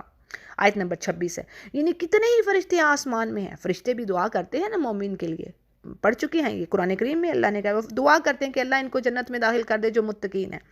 تو اللہ فرما رہے ہیں کہ وہ سفارش کریں گے، لیکن کسی کی شفاعت جو ہے وہ قبول نہ ہوگی جب تک کہ ان یأذن اللہ لمن یشاء ویرضی، جس کے لیے اللہ اجازت دے گا۔ ٹھیک ہے، دو چیزیں ہیں، جس کے لیے اللہ اجازت دے گا اور دوسرا وہ اس سے راضی ہوگا۔ یرضا، رضیہ سے ورڈ آ رہا ہے، ٹھیک ہے، کہ وہ راضی ہوگا جس شخص سے، اسی کے حق میں ہوگی۔ تو نبی کریم صلی اللہ علیہ وسلم بھی شفاعت کریں گے، لیکن ہمارے اعمال ایسے ہونے چاہیے کہ واقعی ہم شفاعت کے مستحق ہوں اور اللہ راضی ہو۔ اگرچہ بہت سارے ایسے اوتھنٹک حدیث سے ہمیں پتہ چل رہا ہے کہ رائچیس ڈیڈز ہیں، گڈ جو بھلائیاں ہیں، نیک اعمال ہیں، جن کے تھرو نبی کریم صلی اللہ علیہ وسلم کی شفاعت ہم پا سکتے ہیں، جیسے کثرت سے قرآن کریم پڑھنا، درود شریف پڑھنا، اسی طرح یتیموں کی کفالت کے اوپر حدیث آتی ہے، پھر اسی طرح بہترین اخلاق والا، گڈ مینرز والا شخص۔ ٹھیک ہے جی، تو یہ چند ایک چیزیں ذرا کوئکلی میں نے آپ کے آگے رکھی ہیں جو کہ اوتھنٹک حدیث سے ثابت ہیں الحمدللہ۔ پھر جی آگے بات آتی ہے کہ یعنی بنی اسرائیل کی کہ جو اللہ نے جب ان کو نجات دی فرعون سے، اور وہ برا عذاب دے رہا تھا ان کو، ان کے بیٹوں کو قتل کر رہا تھا، بیٹی کو زندہ چھوڑ رہا تھا، اور یہ بہت بڑی اللہ نے کہا آزمائش تھی ان کے رب کی طرف سے بنی اسرائیل کے لیے۔ اور پھر جی آگے بات آتی ہے کہ جب اللہ تعالیٰ نے ان کو دریا سے پار گزارا اور بچا لیا ان کو آل فرعون سے، جبکہ فرعون اور اس کی فوج دیکھ رہی تھی، اور جیسے انہوں نے پیچھا کیا آدھے راستے پر پہنچے، یعنی دریا اوپن تھا، تو جیسے ہی وہ مڈ میں آئے تو اللہ نے اس دریا کو دوبارہ سے اسی طرح ملا دیا جیسے کہ وہ پہلے تھا، اور غرق کر دیا ان کے دشمنوں کو، یعنی بنی اسرائیل کے دشمنوں کو۔ اور جب یہ فرعون سے نجات پانے کے بعد ایک جزیرہ نما سینا میں پہنچے، یعنی ایسا میدان جس کا نام سینا آتا ہے، جیسے قرآن کریم میں بھی اللہ نے ایک جگہ پر فرما دیا طور سینا، ٹھیک ہے۔ تو اب کیا تھا کہ اللہ سبحانہ تعالیٰ نے موسیٰ علیہ السلام کو تورات دینے کے لیے 40 راتوں کے لیے کوہ طور پر بلایا، یعنی ایسا پہاڑ جس پر ہریالی ہو، ٹھیک ہے۔ تو اب کیا تھا کہ موسیٰ علیہ السلام کے جانے کے بعد پیچھے اسرائیل نے سامری کے پیچھے لگ کر بچڑے کی پوجا شروع کر دی۔ اب وہ کیا تھا کہ یعنی ڈیٹیل ہمیں پیچھے ہم پڑھ چکے ہیں نا الحمدللہ پاروں میں، سورہ طٰہٰ میں پڑھی کہ جو زیور وہ اٹھا کے لائے تھے یعنی قوم فرعون کے تھے، اور یہ بات روایات میں آتی ہے کہ انہوں نے ادھار مانگے تھے، تو جو وہ زیورات تھے ان سے سامری نے وہ ان کو ڈھالا اور بچڑا بنا دیا، اور لوگوں نے بچڑے کی پوجا شروع کر دی۔ یعنی دیکھیں انسان کیسا ظاہر پرست اور کیسی حماقت کرنے والا کہ اللہ کے اتنے احسانات، اتنی بڑی بڑی نشانیاں دیکھنے کے باوجود کیا کیا کہ جیسے ہی موسیٰ علیہ السلام گئے پیچھے سے بچڑے کی پوجا شروع کر دی، حالانکہ اللہ نے تمہیں دیکھو کہاں کہاں سے بچایا، کیا کیا احسانات تم پر کیے۔ اللہ فرماتا ہے یہی ظالم تھے، اور پھر اللہ نے بخش دیا ان کو، ثم عفونا عنکم من بعد ذالک، تاکہ وہ شکر گزار ہوں۔ اور موسیٰ علیہ السلام کو اللہ نے کتاب دی جو کہ فرقان تھی، یعنی حق اور باطل میں فرق کر دینے والی چیز تھی، تاکہ وہ ہدایت پاتے۔ اور پھر جی موسیٰ علیہ السلام اپنی قوم سے کہتے ہیں کہ اے میری قوم، تم نے بڑا ظلم کیا، یعنی بچڑے کو رب بنا کر یہ تم نے اپنی جانوں پر ظلم کیا ہے۔ اب کیا ہے، اللہ کی بارگاہ میں توبہ کرو اور اپنی جانوں کو قتل کرو، اور یہی چیز تمہارے لیے بہتر ہے تمہارے رب کے نزدیک، پھر وہ تمہاری توبہ قبول کرتا ہے، اور وہ توبہ قبول کرنے والا ہے۔ اچھا جی، اب اس میں کیا چیز آتی ہے کہ توبہ کا طریقہ کیا تھا؟ پہلے تو انہیں احساس دلایا گیا توبہ کا، یعنی کہ پلٹو اپنے رب کی طرف، توبہ کرو اس گناہ سے۔ اب توبہ کا طریقہ کیا تھا کہ قتل تجویز کیا گیا، اور اس پہ دو تفسیریں ہیں، یعنی جنہوں نے شرک کیا ان سب کو دو صفوں میں کھڑا کر دیا گیا، اور ان سے کہا گیا کہ ایک دوسرے کو قتل کرو، ٹھیک ہے۔ ایک رائے تو یہ ہے، دوسری اوپینین یہ ہے کہ جنہوں نے شرک کیا تھا ان کو کھڑا کر دیا گیا، اور جنہوں نے شرک نہیں کیا تھا ان سے کہا گیا کہ انہیں قتل کرو، سو انہوں نے ان کو قتل کیا، اور مقتولین کی تعداد 70,000 بیان کی گئی ہے۔ نعوذ باللہ، اللہ کی پناہ۔ ابن کثیر اس کو روایت کر رہے ہیں جی۔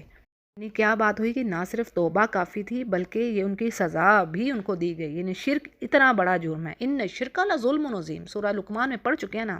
پھر اگلی آیت کی جو پیچھے بیک گراؤنڈ ہے وہ یہ کہ موسیٰ علیہ السلام 70 آدمیوں کو لے کر کوہ طور پر تورات کے لیے، یعنی ان کو ساتھ لے گئے، یعنی اپنی قوم کے لیڈرز تھے بڑے بڑے، ان کو 70 آدمی چوز کے اور ان کو لے کے ساتھ۔ اب جب موسیٰ علیہ السلام واپس آنے لگے تو انہوں نے کہا جب تک ہم اللہ کو اپنے سامنے نہ دیکھ لیں ہم تو آپ کی بات پر یقین نہیں کریں گے موسیٰ۔ اب اس پر بطور عطاب پکڑ کی وجہ سے ان پر بجلی گری اور سب کے سب مر گئے، تو موسیٰ علیہ السلام سخت پریشان ہوئے اور اللہ سے دعا کی کہ اللہ انہیں دوبارہ زندہ کر دے، تو اللہ نے ان کو دوبارہ زندگی دوبارہ کھڑا کر دیا موت کے بعد، تاکہ یہ شکر گزار ہوں۔ اور آگے بادلوں کے سائے کی بات آ رہی ہے جو اس قوم پر اللہ نے کی ہے۔ اکثر مفسرین کے نزدیک یہ مصر اور شام کے درمیان ایک میدان تھا، میدان طیہ۔ یہاں پر اللہ نے ان کو حکم دیا کہ عمالقہ نامی بستی میں داخل ہو جاؤ، جیسے کہ اس کا ذکر سورۃ المائدہ کی آیت نمبر 20، 21، 22، یعنی یہ آیات ہیں، ان میں بھی آتا ہے کہ جب اللہ نے کہا کہ اس بستی میں داخل ہو تو یہ کہنے لگے کہ ہم تو اس بستی میں داخل نہیں ہوں گے، یعنی وہاں کے تو جو حاکم ہیں وہ بڑے جبارین ہیں، یعنی نہایت جنگجو ہیں اور بڑے بہادر ہیں، تو ہم تو ان سے نہیں لڑ سکتے۔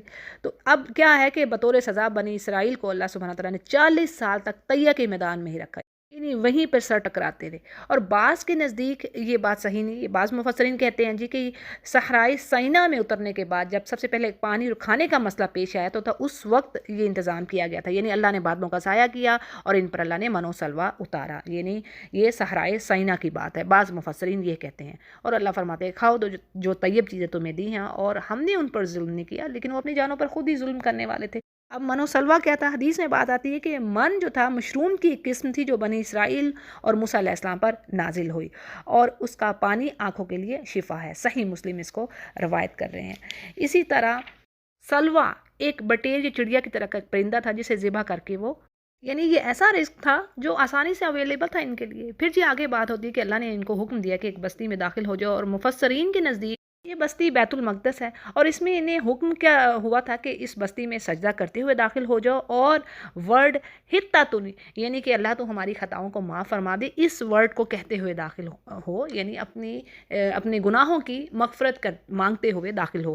لیکن ہوا کیا؟ یعنی اس کے الٹ کام کیا، اپنی جانوں پر ظلم کیا۔ فبدل الذین ظلموا، یعنی بدل دیا اس ورڈ کو جو اللہ نے کہا، اور کیا تھا کہ حتّۃ ان کی بجائے حبۃ فی شعرہ، یعنی گندم بالی کہتے رہے، ہماری بخشش کر، تو اس کی بجائے کہتے رہے کہ دانا بالی، یعنی گندم بالی کہتے رہے۔ یعنی کسی قوم کی اخلاقی پستی کا یہ حال ہو کہ جو اللہ کے احکامات، یعنی جو ان کا رب حکم دے رہا ہے کہ یہ کام کرو تو اس کا تمسخر اور ہنسی مذاق کی چیز بنا کے رکھ دی جائے، تو پھر ایسی فاسق قوم کے جیسے اللہ نے کئی جگہوں پر بات کی نا کہ اللہ ہدایت نہیں دیتا۔ آگے پانی مانگنے کا واقعہ ہے، اور بعض مفسرین کے نزدیک یہ طیہ کے میدان کا واقعہ، اور بعض کے نزدیک صحرائے سینا کا ہے جہاں پانی کی طلب ہوئی۔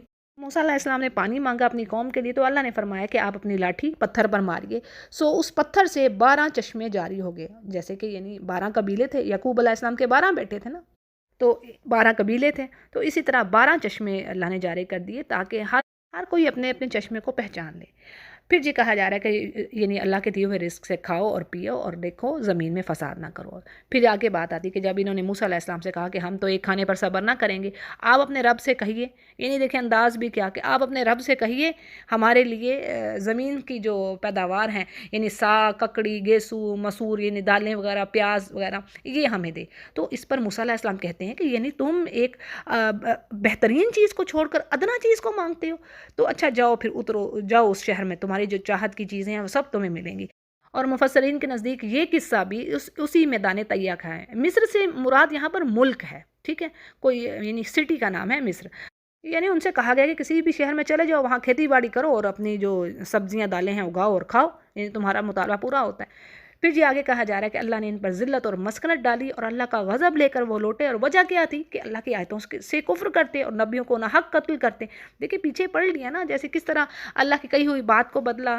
پھر جب وہ بستی میں عمالقہ نامی بستی میں داخل ہونے کا کہا، تب بھی انہوں نے جہاد سے گریز کیا کہ ہم تو نہیں جہاد کرنے والے، اور یہ الفاظ بھی آتے ہیں سورۃ المائدہ میں کہ کہنے لگے کہ موسیٰ آپ جاؤ اور آپ کا رب جا کے لڑے، ہم تو یہیں بیٹھے ہیں، یعنی وہ تو اتنی جابر قوم ہے، ہم نہیں ان سے لڑ سکتے، جہاد سے منہ موڑا۔ پھر اسی طرح غضب کی یہ بھی وجہ بتائی جا رہی ہے، یعنی اللہ کی آیتوں کا انکار، انبیاء کو ناحق قتل کرنا، اسی طرح داعی قرآن کا قتل، یہ سورہ آل عمران میں بات آتی ہے، یعنی جو عدل و انصاف کا حکم دیتے، اچھائی کو پھیلاتے، ان کو بھی یہ قتل کرتے۔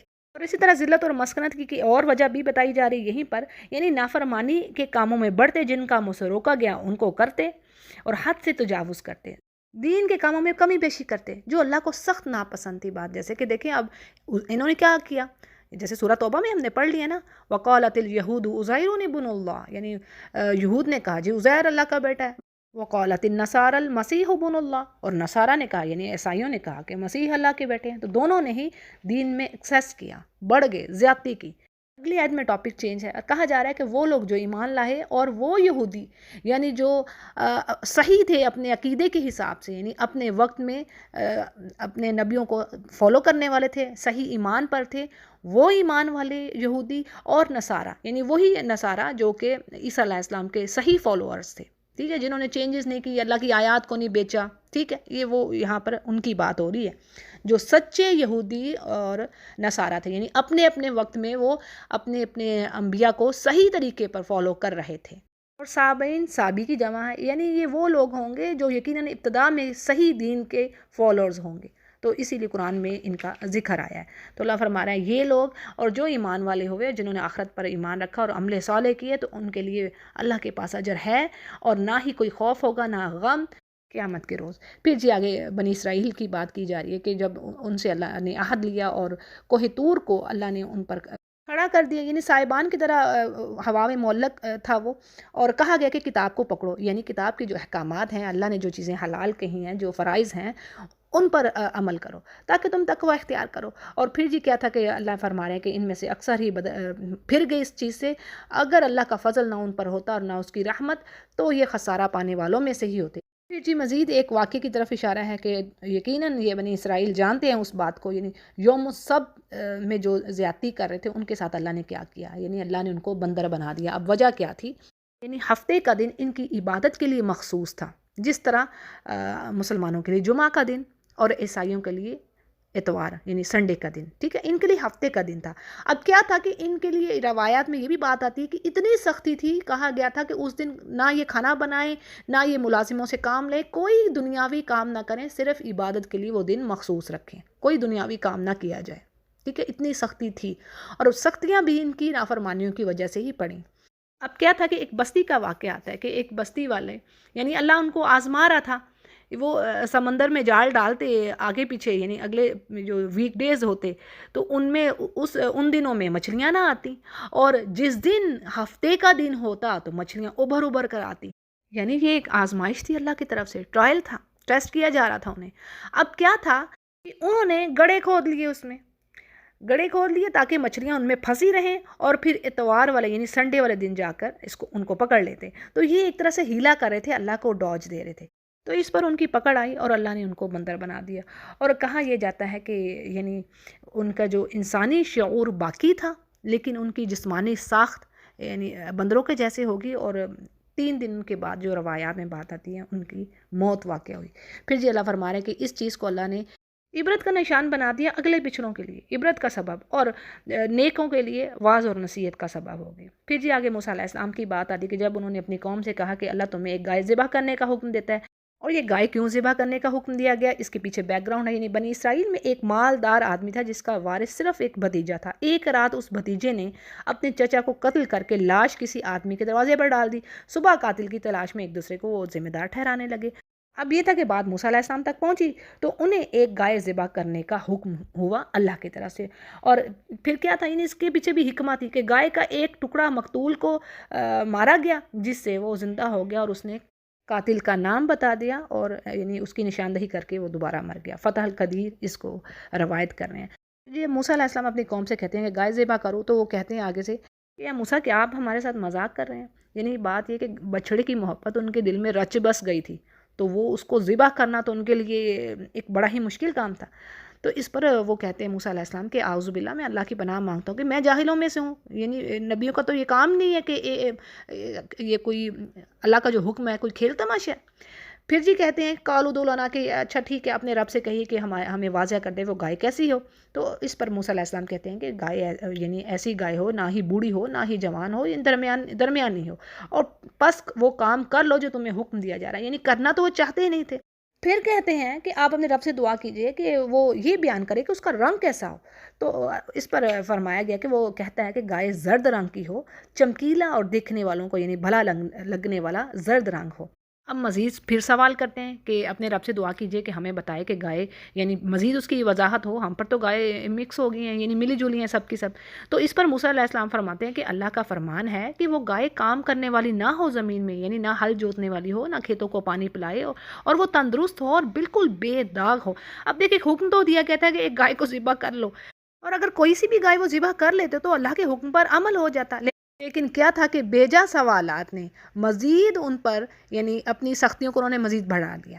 یہ بھی بات آتی کہ آپ صلی اللہ علیہ وسلم نے فرمایا کہ اگر وہ انشاءاللہ نہ کہتے تو قیامت تک گائے ڈھونڈتے رہتے، لیکن گائے انہیں نہیں ملنی تھی.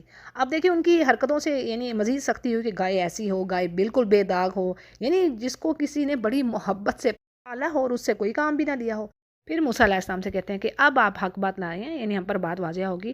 اللہ حقیقت بتاتے ہیں کہ ایسا تھا کہ یہ بالکل بھی گائے کو ذبح کرنا نہ چاہتے تھے. کیونکہ آگے ہم پڑھیں گے نا کہ اللہ فرماتے ہیں وَأُشْرِبُوا فِي قُلُوبِهِمُ الْعِجْلَ بِكُفْرِهِمْ، یعنی بچڑے کی محبت ان کے دل میں رچ بس گئی تھی، وہ کسی طور پر بھی اس کو ذبح نہیں کرنا چاہتے تھے. پھر جی آگے کہا جا رہا ہے کہ جب تم میں سے کسی نے یعنی قتل کیا، یہ وہی مالدار کا قصہ ہے جو پیچھے میں نے بیان کر دیا، اور ایک دوسرے پر الزام دھرنے لگے اس قتل کا، اور اللہ تعالیٰ حق بات کو واضح کرنا چاہتا تھا جس کو وہ چھپاتے تھے.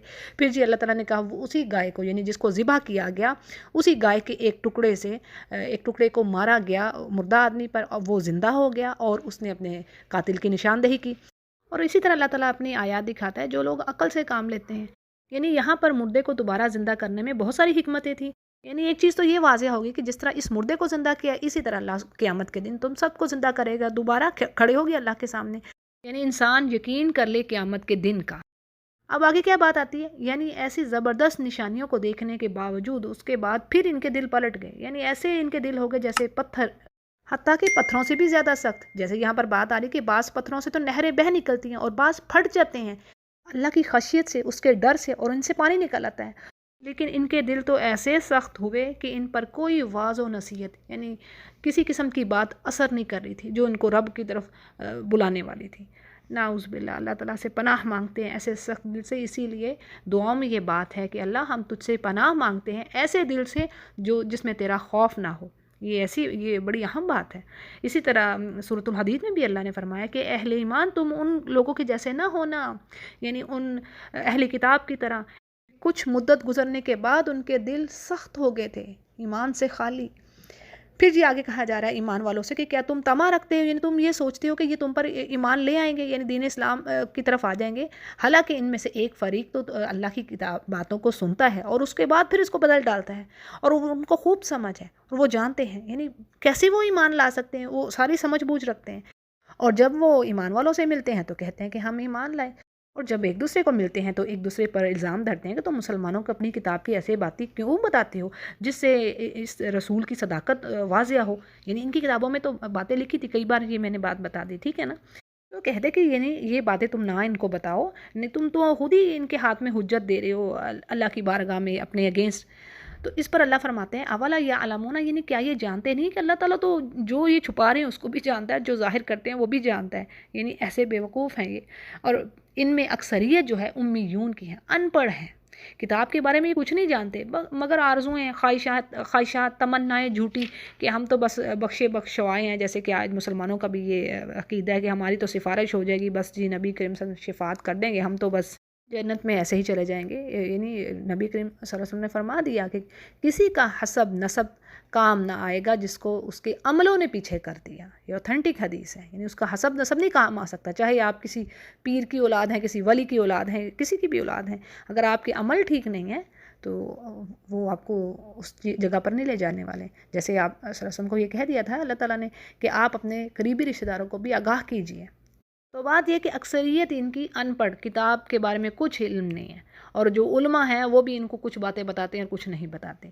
پھر جی آگے ان کے یعنی یہود کے جو علماء تھے وہ جو کام کر رہے تھے اس کے بارے میں، یعنی خوف الہی ان بالکل ہی دل سے نکل گیا. کیا کرتے کہ اللہ کی کتاب کو اپنے ہاتھوں سے بدل دیتے اور یعنی اس کی جگہ کوئی نئی چیز لکھ دیتے اور کہتے یہ تو اللہ کی طرف سے ہے، تاکہ وہ اس کے بدلے تھوڑی سی قیمت لیں، یعنی دنیا کی متاع لیں. تو اللہ فرمانے کہ تباہی ہے ان کے لیے جو اپنے ہاتھوں سے کتاب کو لکھتے ہیں، اور تباہی ہے جو یہ کما رہے ہیں. اور پھر کہتے کیا ہیں جی کہ ہمیں تو بس چند روز ہی آگ چھوئے گی. یہود کہتے ہیں کہ جی دنیا کی کل عمر تو 7,000 سال ہے اور ہم ہر 1,000 سال کے بدلے ایک دن جہنم میں رہیں گے، اور اس حساب سے ہم تو جی صرف 7 دن جہنم میں رہیں گے. اور کچھ یہ کہتے ہیں، یعنی کچھ کی باتیں یہ ہوتی ہیں کہ ہم نے جی 40 دن بچڑے کی عبادت کی ہے تو بس 40 دن ہی ہم جہنم میں رہیں گے. تو اللہ نے فرمایا کہ کیا اللہ نے تم سے کوئی وعدہ لیا ہے کہ اللہ تمہیں اتنے دن رکھے گا، اتنے دن تم بس یہ جو باتیں کر رہی ہو، یہ سب جھوٹی باتیں ہیں، یہ غلط کہہ رہے ہیں اور اللہ پر ایسی بات لگاتے ہیں جو اللہ نے کہی نہیں. بلکہ بات تو یہ ہے کہ جس نے برائیاں کمائی اور اس کی برائیوں نے اس کو گھیر لیا، تو بس ایسے لوگ ہوں گے جو آگ میں رہنے والے ہوں گے، ہمیشہ اسی میں رہیں گے. اور اس کے برعکس جو ایمان والے ہیں، عمل صالح کرنے والے ہیں، ان کے لیے اللہ تعالیٰ نے جنتوں کا وعدہ کیا، اس میں ہمیشہ رہیں گے. پھر جی آگے عہد کی بات آ رہی، اس وعدے کی جو بنی اسرائیل سے لیا. اللہ فرماتے کہ ان سے عہد لیا تھا کہ اے بنی اسرائیل تم اللہ کے علاوہ کسی کی عبادت نہیں کرو گے، اور والدین کے ساتھ احسان کرو گے، رشتہ داروں کے ساتھ، یتیموں کے ساتھ، مسکینوں کے ساتھ، اور لوگوں سے تم اچھی بات کہو گے اور نماز قائم کرو گے، زکوٰۃ دو گے. لیکن کیا ہوا کہ اکثریت تو سب پلٹ گئی، الا قلیلا منکم، مگر تھوڑے سے لوگ ہی تھے جو اس چیز کو، اس پر عمل کرنے والے تھے، اور تم ہو ہی پلٹنے والے. یعنی ایک تو یہ وعدہ ہو گیا. پھر مزید ایک اور وعدے کی آگے بات آ رہی کہ ہم نے ان سے عہد لیا کہ آپس میں خون نہ بہانا، یعنی ایک دوسرے کو قتل نہ کرنا اور آپس والوں کو جلاوت بھی نہ کرنا، یعنی انہیں اپنے ملکوں سے نہ نکالنا. اور تم نے اقرار کیا، یعنی تم مان گئے اس چیز کو اور تم اس کے گواہ ہو. لیکن پھر کیا ہوا کہ آپس میں ایک دوسرے کو قتل کیا، ایک فرقے کو جلا وطن کیا، اور گناہ اور زیادتی کاموں میں ایک دوسرے کے خلاف یعنی دوسروں کی مدد کی. اور جب وہ قیدی ہو کر آ جاتے تو ان اپنے ہی لوگوں کو پھر فدیہ دے کر چھڑاتے. اس کے پیچھے ذرا ڈیٹیل سمجھ لیجئے تھوڑی سی. آپ صلی اللہ علیہ وسلم کے زمانے میں انصار کے 2 قبیلے تھے، یعنی اسلام سے پہلے 2 قبیلے تھے، اوس اور خزرج، اور ان کی آپس میں آئے دن جنگ ہی رہتی تھی. اور اسی طرح یہود کے بھی 3 قبیلے تھے اور یہ بھی آپس میں لڑتے رہتے تھے. یعنی مشرکین کے 2 قبیلے تھے اور یہ یہودیوں کے 3 تھے، اور یہ بھی آپس میں لڑتے ہی رہتے. اور ہوتا کیا کہ یہ جو بنو قریظہ جو تھا وہ اوس کا ساتھی تھا، ٹھیک ہے، یعنی وہ عرب کے جو مشرکین تھے ان کا ساتھی تھا. اور اسی طرح جو 2 قبیلے تھے یہودیوں کے وہ خزرج کے ساتھی تھے، باقی جو 2 قبیلے تھے. اب کیا ہوتا کہ جنگ میں یہ اپنے ساتھیوں کی مدد کرتے، یعنی مشرکین کی مدد کرتے، اور اپنے ہم مذہب یہودیوں کو قتل کرتے اور ان کے گھروں کو لوٹتے اور انہیں جلا وطن کرتے. حالانکہ تورات میں ایسا کرنا ان کے لیے حرام تھا. لیکن پھر کیا کرتے کہ انہی یہودیوں کو جب وہ یعنی مغلوب ہو کر قیدی بن کر آتے تو پھر فدیہ دے کر چھڑاتے اور کہتے کہ ہمیں تو تورات میں یہ حکم دیا گیا ہے. یعنی ان آیات میں ان یہودیوں کے اس کردار کو واضح کیا گیا ہے. یعنی دیکھیں مشرکین کے ساتھ مل کے پہلے اپنوں کو ہی قتل کرتے، ملک سے نکالتے، لوٹتے، اور پھر بعد میں جب وہ قیدی ہو کے آ جاتے تو پھر ان کو چھڑاتے. تو یہ کیا بات تھی؟ یہ کیا جائز بات تھی؟ یہی چیز اللہ کہہ رہے ہیں کہ یہ حرام کام ہے جو تمہیں کہا تھا تم کر رہے ہو. پھر اللہ فرماتے ہیں کہ تم بعض کتاب کے احکامات کو مان لیتے ہو اور کتاب کے بعض احکامات سے کفر کرتے ہو. اب اس پر تمہاری سزا کیا ہوگی؟ یعنی دنیا میں بھی تمہیں رسوائی ملے اور آخرت میں تمہیں شدید عذاب ملے گا جب تم اللہ کی طرف پلٹائے جاتے ہیں. اور اللہ غافل نہیں ہے جو تم کام کر رہے ہو. اور یہی لوگ ہیں جنہوں نے یعنی دنیا کی زندگی کی خاطر آخرت کو بیچ ڈالا، اور ان سے اللہ عذاب بالکل بھی ہلکا نہ کرے گا اور نہ ہی ان کو مدد ملے گی. پھر جا کے موسیٰ علیہ السلام کی بات آتی کہ اللہ نے ان کو کتاب دی اور پے در پہ نبی آتے رہے بنی اسرائیل میں، یعنی ایک کے بعد ایک نبی آتا رہا. اسی طرح آگے عیسیٰ ابن مریم کے بارے میں بات آتی کہ اللہ نے ان کو معجزات دیے اور مدد کی بھی. روح القدس سورہ آل عمران میں ہم پڑھ چکے ہیں ان کے جو معجزات تھے. اور ایسا تھا کہ جب بھی کوئی نبی آیا ان کے پاس تو کیا ان کی خواہشات نے یعنی ان کو اس پر ایمان لانے سے روکا، تکبر کیا انہوں نے، اور بعض نبیوں کو تو جھٹلاتے اور بعض کو قتل کرتے. یہ ان کا طریقہ کار رہا. اور پھر جی کہتے کیا کہ ہمارے تو دل غلاف میں چھپے ہوئے ہیں، یعنی ہمارے دلوں پر کسی بات کا اثر ہی نہیں ہوتا.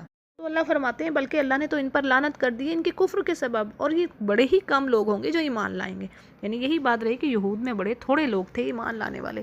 پھر جی آگے بات انہی کی چل رہی ہے کہ جب بھی ان کے پاس کتاب آئی اللہ کی طرف سے جو کہ ان کے پاس پہلی موجودہ کتاب کی تصدیق کرنے والی تھی، اور ہوتا کیا کہ جب یہ مشرکین سے شکست کھاتے، یعنی جو عرب مشرکین تھے، جب ان کو ڈیفیٹ کرتے تو یہ اللہ سے دعا کرتے کہ یا اللہ اس آخری نبی کو جلدی بھیج تاکہ اس سے مل کر ہم ان مشرکین پر غلبہ حاصل کریں. تو اللہ فرماتے ہیں کہ جب یعنی یہ تم دعا مانگ رہے تھے، اب جب وہ چیز آ گئی ہے تو اس سے تم کفر کر رہے ہو، اس کو تم مان ہی نہیں رہے. فلما جاءہم ما عرفوا، یعنی پہچان گئے اس چیز کو، جب ان کے جو چیز ان کے پاس آئی جان گئے پہچان گئے، لیکن کیا تھا، اقرار نہ کیا. فلعنت اللہ علی الکافرین، تو پس لعنت ہے کفر کرنے والوں پر. اور بہت ہی بری چیز ہے جس کے بدلے انہوں نے اپنے آپ کو بیچ ڈالا.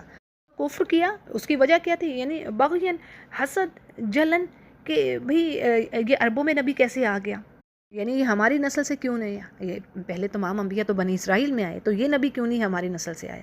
تو یہ چیز تھی، یعنی یہ تعصب، یہ جلن، حسد، ان کے انکار کا، ایمان نہ لانے کا باعث. تو اللہ فرماتے ہیں کہ اللہ تعالیٰ اپنا فضل جس پر چاہے کرے اپنے بندوں میں سے. اور نبوت ان کی میراث تو نہیں تھی نا کہ انہی کی نسل میں ہی لازمی یہ بات ہوگی. اللہ جس پہ چاہے فضل کرے. پھر جی اللہ فرماتے ہیں کہ یہ اللہ کا غضب پر غضب ہی لے کر لوٹے اور ان کے لیے ذلت والا عذاب ہے.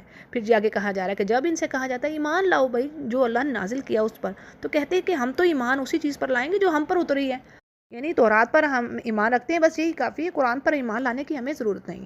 تو کہا جا رہا ہے کہ بھئی یہ کتاب پچھلی کتابوں کی تصدیق کرنے والی ہے، تم اسے کفر کرتے ہو. تو اچھا یہ پھر بتاؤ کہ اگر تمہارا پچھلی کتابوں پر ایمان ہے تو پھر تم نے یعنی پچھلے انبیاء کو کیوں قتل کیا. اور اسی طرح آگے کہا جا رہا ہے کہ تمہارے پاس تو موسیٰ علیہ السلام بھی یہی دلیلیں لے کر آئے تھے، یعنی معجزات لائے تھے، لیکن تم نے پھر بھی بچڑا بنا لیا. یعنی سبحان اللہ، کیسے طریقے سے اللہ ان کو دلیلوں سے بات سمجھا رہا ہے، لیکن وہی جن کی عقلوں پر پردے پڑے ہوں تو وہاں پر کیا پلٹنا. تو اللہ فرماتے ہیں کہ تم نے یعنی معجزات دیکھ کر بھی بچڑا بنا لیے، تو تم ہی ظالم ہو. پھر جی آگے کوہ طور کے کھڑے ہونے کی بات آ رہی کہ جب اللہ نے ان پر کوہ طور کو کھڑا کیا اور کہا کہ جو اللہ نے یعنی کتاب دی ہے، جو احکامات دیے ہیں ان کو سمجھو، پکڑو مضبوطی سے. تو انہوں نے کیا کہا کہ ہم نے سنا اور نہ مانا. استغفر اللہ، یعنی سمعنا و عصینا. جبکہ مومنوں کا قول کیا تھا، سمعنا و اطعنا، ہم نے سن لیا اے رب اور ہم نے مان لی بات. تو جی انہوں نے اس وقت بھی انکار کیا، یعنی یہ تھا کہ زبان سے تو اقرار کر لیا کہ ہاں ہم کریں گے، لیکن دل میں نیت یہ تھی کہ کون سا عمل کرنا ہے. پھر جی آگے اللہ فرماتے ہیں کہ وَأُشْرِبُوا فِي قُلُوبِهِمُ الْعِجْلَ بِكُفْرِهِمْ، یعنی ان کے کفر کی وجہ سے بچڑے کی محبت ان کے دل میں رچ بس گئی تھی، وہ کسی طرح بھی اس کو چھوڑنے پر راضی نہیں تھی. تو اللہ فرماتا ہے کہ ان سے کہیے کہ تمہارا ایمان یعنی کیسا برا حکم دے رہا ہے تمہیں، اگر تم مومن ہو، یعنی ایمان تو ہے ہی نہیں. پھر آگے ان سے کہا جا رہا ہے کہ اگر تم یہ یقین رکھتے ہو کہ جی آخرت کا گھر تو تمہارے لیے ہے، یعنی تم چوزن ہو، یعنی یہ سوچ رکھتے تھے کہ ہم اللہ کے چوزن بندے ہیں، چوزن پیپل ہیں، ہم پسندیدہ ہیں، اللہ کے چہیتے ہیں. تو اس پر اللہ فرماتے ہیں کہ اگر تم یہ سوچ رکھتے ہو کہ آخرت کا گھر تمہارے لیے خالص اللہ نے کر رکھا ہے اور کسی نے جانا نہیں ہے، تو ٹھیک ہے، پھر تم مرنے کی خواہش کرو، پھر یہاں کیوں بیٹھے ہو. یعنی یہ بات سورہ جمعہ میں بھی آئی ہے. اگر یہ سوچ رکھتے ہیں کہ یہ اللہ کے چہیتے ہیں، یہی جنت میں جانے والے، تو پھر ان سے کہو کہ مرنے کی آرزو کریں. یعنی پھر انسان اس چیز کے لیے ایفرٹ کرتا ہے نا، اس چیز کا حصول وہ اس کو حاصل کرتا ہے جو پھر اس کے لیے پرماننٹ ہے. تو اگر تم سچے ہو. لیکن آگے اللہ نے بڑی زبردست بات فرما دی کہ اللہ نے کہا وَلَن يَتَمَنَّوْا أَبَدًا بِمَا قَدَّمَتْ أَيْدِيهِمْ، یہ ہرگز ایسی خواہش نہ کریں گے، ہرگز، جو انہوں نے اعمال کر بھیجے ہیں آگے. اور اللہ خوب جانتا ہے ظالموں کو، اور آگے اس کی وجہ بتا دی کیا، وَلَتَجِدَنَّهُمْ أَحْرَصَ النَّاسِ، یعنی اے نبی آپ ان کو زندگی پر، یعنی زندہ رہنے پر سب سے زیادہ حریص دیکھیں گے. یعنی یہ مرنا چاہتے ہی نہیں، سب سے زیادہ حریص. دیکھیں اس میں مشرکین بھی آ گئے، لیکن اللہ نے کہہ دینا احرسا. احرسا کا مطلب ہوتا ہے سب سے زیادہ لالچ رکھنا زندہ رہنے کا، عمر کا. حتیٰ کہ اللہ نے کہا اشرکو، یعنی جو مشرک ہیں، شرک کرنے والے، ان سے بھی بڑھ کر یہ خواہش رکھتے ہیں کہ یہ مرے نہ. اور اللہ فرماتے ہیں کہ ان میں سے ہر کوئی چاہتا ہے کہ اس کو 1000 سال عمر دی جائے، لیکن ایسا کہ اگر 1000 سال بھی عمر دی جائے گی تو وہ اس کو عذاب سے نہیں بچا سکتی، کیونکہ آخر کار تو مرنا ہی ہے. کل نفس ذائقۃ الموت، ہر نفس نے ذائقہ چکھنا ہے موت کا، اور اللہ دیکھ رہا ہے جو یہ عمل کر رہے ہیں. پھر جی آگے بات کہی جا رہی ہے کہ جو دشمن ہے جبریل کا، اور وہ انہوں نے نازل کیا یعنی نبی کریم صلی اللہ علیہ وسلم کے دل پر قرآن کریم اللہ کے اذن سے، اور وہ کتاب جو ہے سچ بتانے والی ہے، جو پچھلی کتابیں ہیں، اور ہدایت ہے اور بشرا ہے، یعنی خوشخبری ہے مومنین کے لیے. اچھا جی یہ کیا بات ہے، یعنی جس نے دشمنی کی جبریل سے، تو اس کے بارے میں تفسیر میں کچھ اس طرح ڈیٹیل ہے. احادیث میں بات آتی کہ چند یہودی علماء نبی کریم صلی اللہ علیہ وسلم کے پاس آئے اور کہا کہ اگر آپ ہمارے سوالوں کے صحیح جواب دیتے ہیں تو ہم ایمان لے آئیں گے، کیونکہ نبی کے علاوہ کوئی ان کا جواب نہیں دے سکتا. اب کیا تھا کہ جب رسول کریم نے ان کے سوالوں کا جواب دے دیا تو کہنے لگے کہ آپ پر وحی کون لاتا ہے؟ تو آپ نے فرمایا جبریل. تو اس پر یہود کہنے لگے جبریل تو ہمارا دشمن ہے، یعنی یہ تو حرب و قتال اور عذاب لے کر جبریل اترتا ہے، تو ہم اب ہم اس آپ کی نبوت سے انکار کرتے ہیں۔ ابن کثیر اس کو روایت کرتے ہیں۔ تو اس پر آگے اللہ فرماتے ہیں من کانا عدو للہ، یعنی جو اللہ کا دشمن ہے، فرشتوں کا، اس کے رسولوں کا، اور جبریل کا اور میکال کا، تو پس اللہ دشمن ہے کافروں کا، یعنی جس نے ان سب سے دشمنی رکھی تو وہ اللہ کا دشمن ہے۔ اور حدیث کے الفاظ ہیں کہ جس نے میرے کسی دوست سے دشمنی رکھی اس نے میرے ساتھ اعلان جنگ کیا۔ صحیح بخاری اس کو روایت کرتے ہیں، من عاد لی ولی فقد بارزنی بالحرب، یعنی اللہ کے کسی ایک ولی سے دشمنی رکھنا گویا سارے اولیاء سے دشمنی ہے، بلکہ اللہ سے بھی دشمنی ہے۔ تو اس سے یہ بات بھی واضح ہوتی ہے کہ اولیاء اللہ کی محبت اور ان کی تعظیم، آنر نہایت ضروری ہے۔ پھر جی آگے اللہ فرماتے ہیں کہ یقیناً ہم نے نازل کی اے نبی آپ کی طرف، یعنی یہ آیات ہے، روشن نشانیاں ہیں، اور جو ان کے ساتھ کفر کر رہا ہے وہ فاسق ہیں، یعنی فاسقین ہی بس ان کو جھٹلائیں گے، مومن تو ان پر یقین رکھنے والے ہیں۔ اور آگے یہود کے بارے میں کہا جا رہا ہے کہ جب بھی کبھی یہ لوگ وعدہ کرتے ہیں، یعنی عہد کرتے ہیں، تو ان کی ایک نہ ایک جماعت اسے توڑ دیتی ہے، بلکہ ان میں سے اکثر تو ایمان سے خالی ہیں، یعنی نبی کو ان کی جو عہد چکنی ہے اس کے بارے میں بتا دیا گیا کہ جب کبھی بھی یہ وعدہ کرتے ہیں یعنی اس کی پرواہ کرتے ہیں۔ اور پھر آگے کہا جا رہا ہے کہ جب بھی ان کے پاس رسول آیا اللہ کے پاس سے، جو کہ تصدیق کرتا ہے جو کچھ ان کے پاس ہوتا، لیکن کیا کرتا کہ ان کا ایک فرقہ اس کی کتاب کو اپنی پیٹھ پیچھے پھینکتا، اور پھر اس چیز کے پیچھے لگتے ہیں جو شیاطین پڑھتے ہیں، یعنی اللہ کی کتاب کی اور اس کے وعدے کی تو کوئی پرواہ نہیں، البتہ شیطانوں کے پیچھے لگ کے جادو ٹونوں پر عمل کرتے رہے۔ یہ دیکھیں یعنی اخلاقی پستی کا حال۔ اگلی جو آیت ہے اس کا تھوڑا سا بیک گراؤنڈ آپ کو پہلے دے دیتی ہوں تاکہ آپ کو ذرا اندازہ ہو جائے کہ آگے کیا بات آ رہی ہے۔ یعنی یہاں پر اللہ فرماتے ہیں کہ سلیمان علیہ السلام نے جادو نہیں کیا، یعنی وہ تو اللہ کے نبی تھے، بلکہ یہ کفر شیطانوں کا تھا، وہ لوگوں کو جادو سکھاتے تھے۔ اچھا جی، اب روایات میں یہ بات آتی ہے، کہتے ہیں کہ سلیمان علیہ السلام کے زمانے میں جادوگری کا سلسلہ بہت عام ہو گیا تھا، اور سلیمان علیہ السلام نے اس کو روکنے کے لیے جادو کی کتابیں لے کر اپنی کرسی یا تخت کے نیچے دفن کر دیں، اور سلیمان علیہ السلام کی وفات کے بعد ان شیاطین اور جادوگروں نے ان کتابوں کو نکال کر نہ صرف لوگوں کو دکھایا بلکہ لوگوں کو یہ ظاہر کروایا کہ جی یہ سلیمان علیہ السلام کی قوت اور اقتدار کا راز یہ ہے، یعنی وہ جادو کرتے تھے، جادو کے عمل سے وہ ان کے پاس یعنی ایسی زبردست بادشاہت تھی۔ سورہ نمل میں پڑھ لیا نا ہم نے کہ ان کی فوج میں انسان بھی تھے، جن بھی تھے، پرندے بھی تھے، یعنی یہ ساری ان کی فوج تھی، اور جنوں کو انہوں نے کنٹرول کیا ہوا تھا، جن ان کے لیے کام کرتے تھے، بڑی بڑی دیگیں بناتے تھے، سمندروں میں غوطے لگاتے، موتی نکال کے لاتے، اور اسی طرح کے کئی کام کرتے جو یعنی سلیمان علیہ السلام یعنی ان کے وہ انڈر تھے، ان کے ماتحت تھے۔ ٹھیک ہے جی، تو اب انہوں نے کیا کیا، شیطانوں نے انہوں نے وہ کتابیں نکالی اور کہا کہ لوگوں سے کہا کہ یہ جی سلیمان علیہ السلام کی جو قوت تھی اس کا راز یہ تھا، تو اس کو ڈینائی کرتے ہوئے، رد کرتے ہوئے اللہ نے اس صحیح بات کو آگے رکھا۔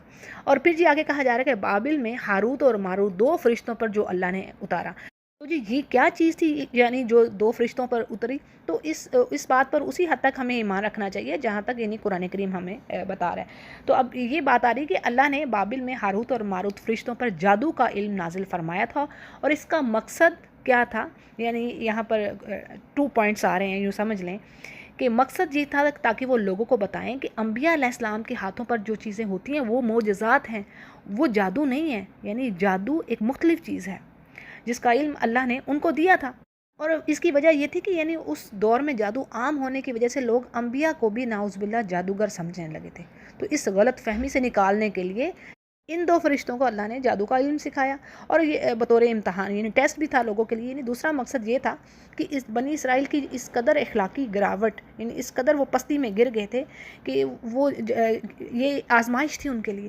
کیا کرتے، جا کر جادو سیکھتے، ان فرشتوں کے پیچھے پڑ جاتے، اور فرشتے یہ بات کہتے، یعنی یہاں پر جیسے ورڈ آ رہے ہیں وہ کہتے کہ انما نحن فتنۃ فلا تکفر، یعنی دیکھو ہم تو تمہارے لیے آزمائش کا ذریعہ ہیں، تم فتنے میں نہ پڑو۔ لیکن کیا کرتے کہ یہ میاں بیوی میں جدائی ڈلواتے، ان کا ہنستا بستا گھر اجاڑتے، اور پھر اس بات پر فخر محسوس کرتے کہ کسی نے دوسرے کی بیوی اڑا لی، یعنی اخلاق پوری طرح برباد تھا۔ تو جی اس سے کیا پتہ چل رہا ہے کہ جادو برحق ہے، اللہ کے اذن سے ہے، لیکن اللہ فرما رہے ہیں کہ اللہ کی مرضی کے بغیر کوئی کسی کو نقصان نہیں پہنچا سکتا۔ یہ بات ہے ہمارے لیے لیسن، بڑی ضروری اہم بات سمجھنے کو۔ جیسے حدیث میں بھی بات آتی ہے نا کہ اگر ساری دنیا مل کر آپ کو نقصان پہنچانا چاہے اور اگر اللہ نفع دینا چاہے تو کوئی اس کو روک نہیں سکتا، اور اگر ساری دنیا مل کر آپ کو نفع دینا چاہے اور اگر اللہ ایسا نہ چاہے تو کوئی آپ کو نفع نہیں دے سکتا۔ یہ ہے ہمارا یقین۔ ٹھیک ہے. اور جادو کا توڑ بھی قرآن کریم میں اللہ نے بتا دیا ہے، یعنی آیات ہیں، قرآن سے ہی پڑھیے، معوذتین ہیں، جیسے اتھینٹک حدیث سے ثابت ہے کہ آپ صلی اللہ علیہ وسلم پر بھی جادو ہوا. ٹھیک ہے. اور پھر جبریل علیہ السلام معوذتین لے کر اترے تھے، یعنی قل اعوذ برب الناس، قل اعوذ برب الفلق، اور اس کے علاوہ بھی کچھ آیات ہیں. تو یہ میری یوٹیوب پہ ویڈیو ہے کہ جادو کے طور پر اور کون سی آیات کو پڑھنا چاہیے اور کس طریقے سے یعنی اس عمل کو کرنا چاہیے. تو بہرحال پہلی بات تو یہ کہ ہر چیز پہ فوراً ہی نہیں خیال کر لینا چاہیے کہ بس یہ تو جادو ہو گیا ہم پر، یہ کچھ اس طرح نہیں. اللہ پہ توکل کیجئے اور یہ جو معوذتین ہیں ان کو پکڑے رکھیے. سورۃ البقرہ کی آخری 2 آیات، آیت الکرسی، تو ان چیزوں کو یعنی صبح شام کے اذکار ہیں لازمی کیجئے.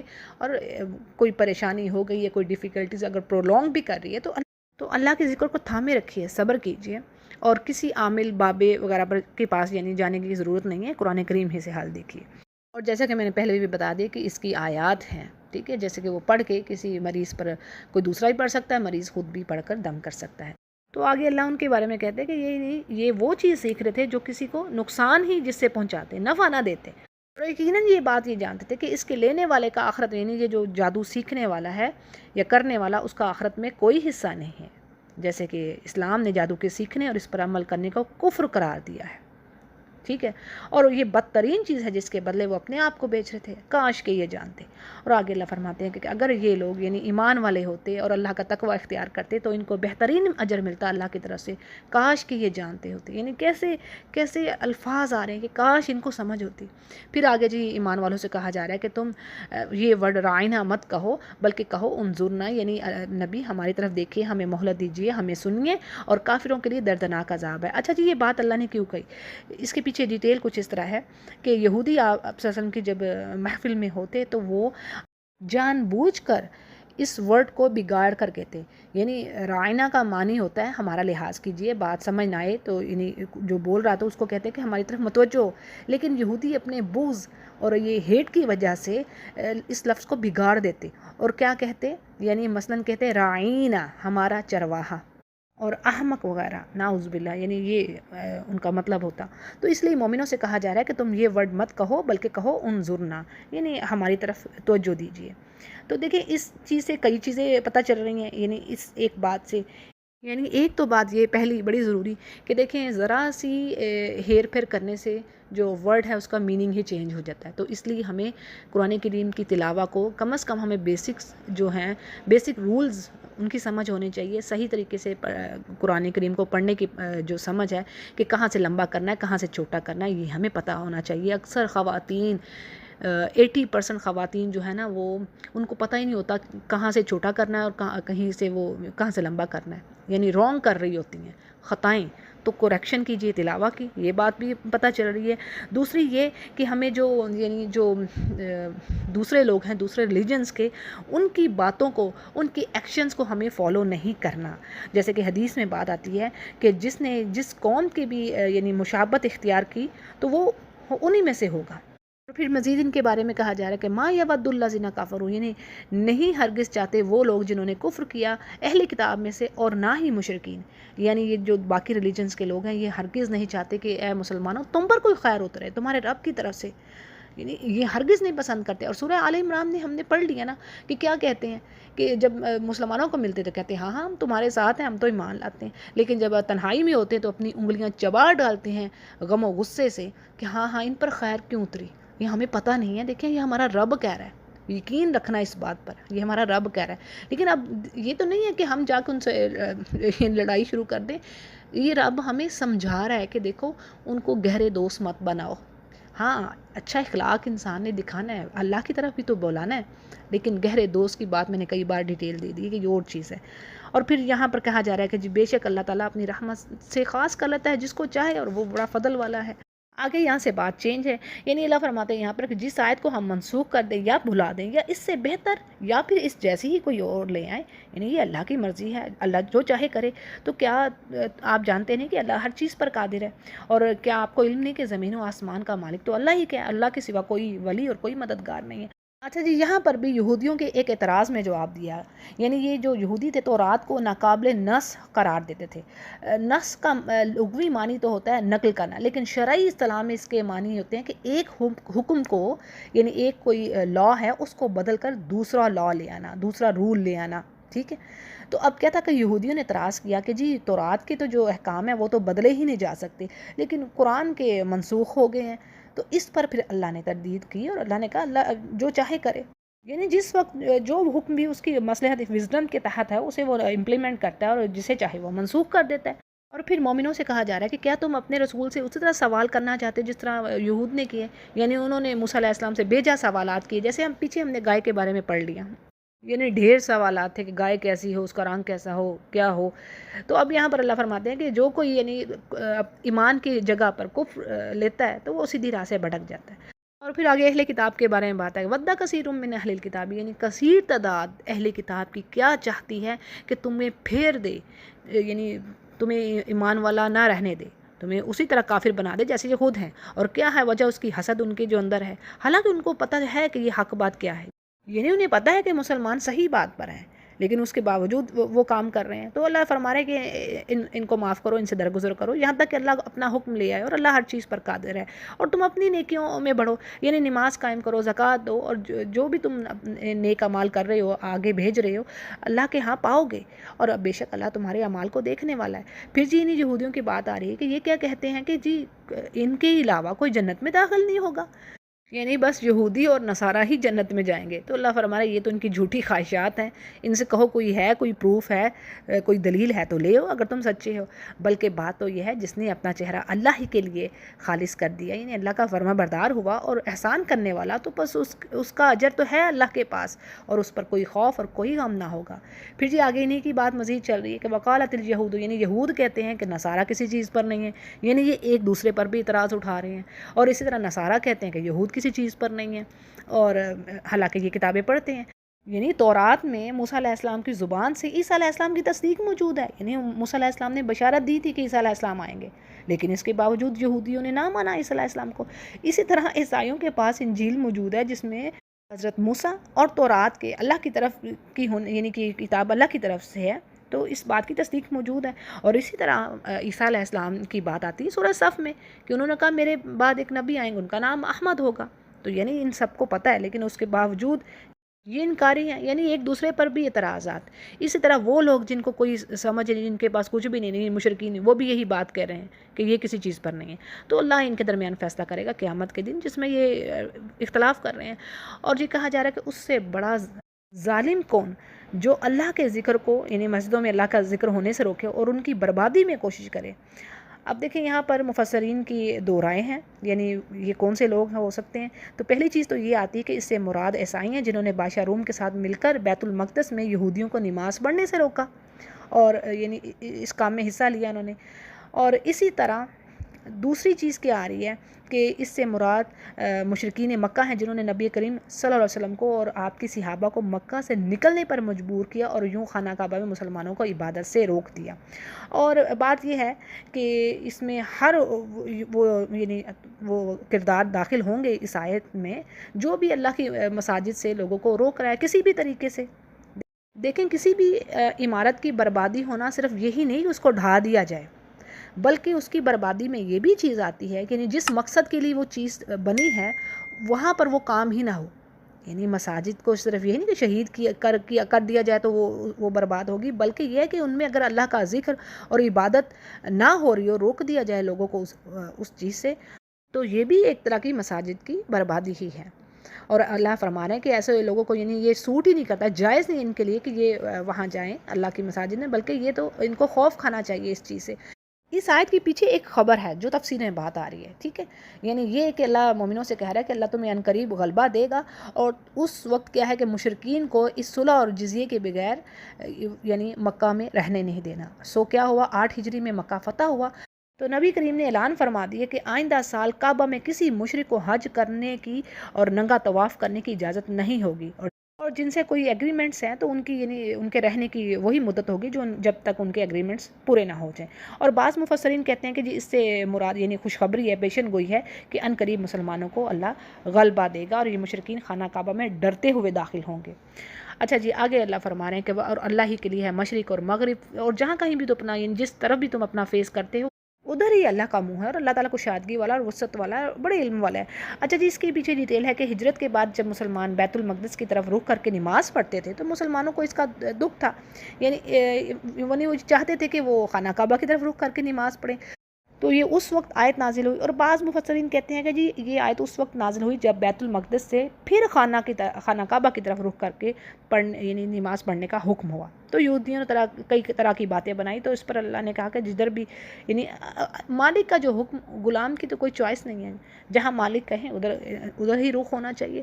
پھر جی آگے کہا جا رہا ہے کہ اور یہ کہتے ہیں کہ اللہ کی اولاد ہے، نہیں بلکہ وہ تو پاک ہے، زمین و آسمان کی تمام مخلوق اس کی ملکیت میں ہے، اور وہ ہر ایک اسی کا فرما بردار ہے، اور زمین و آسمان کا پیدا کرنے والا بھی وہی ہے، وہ جس کام کو کرنا چاہے کہہ دیتا ہے کہ ہو جا، اور وہ ہو جاتی ہے۔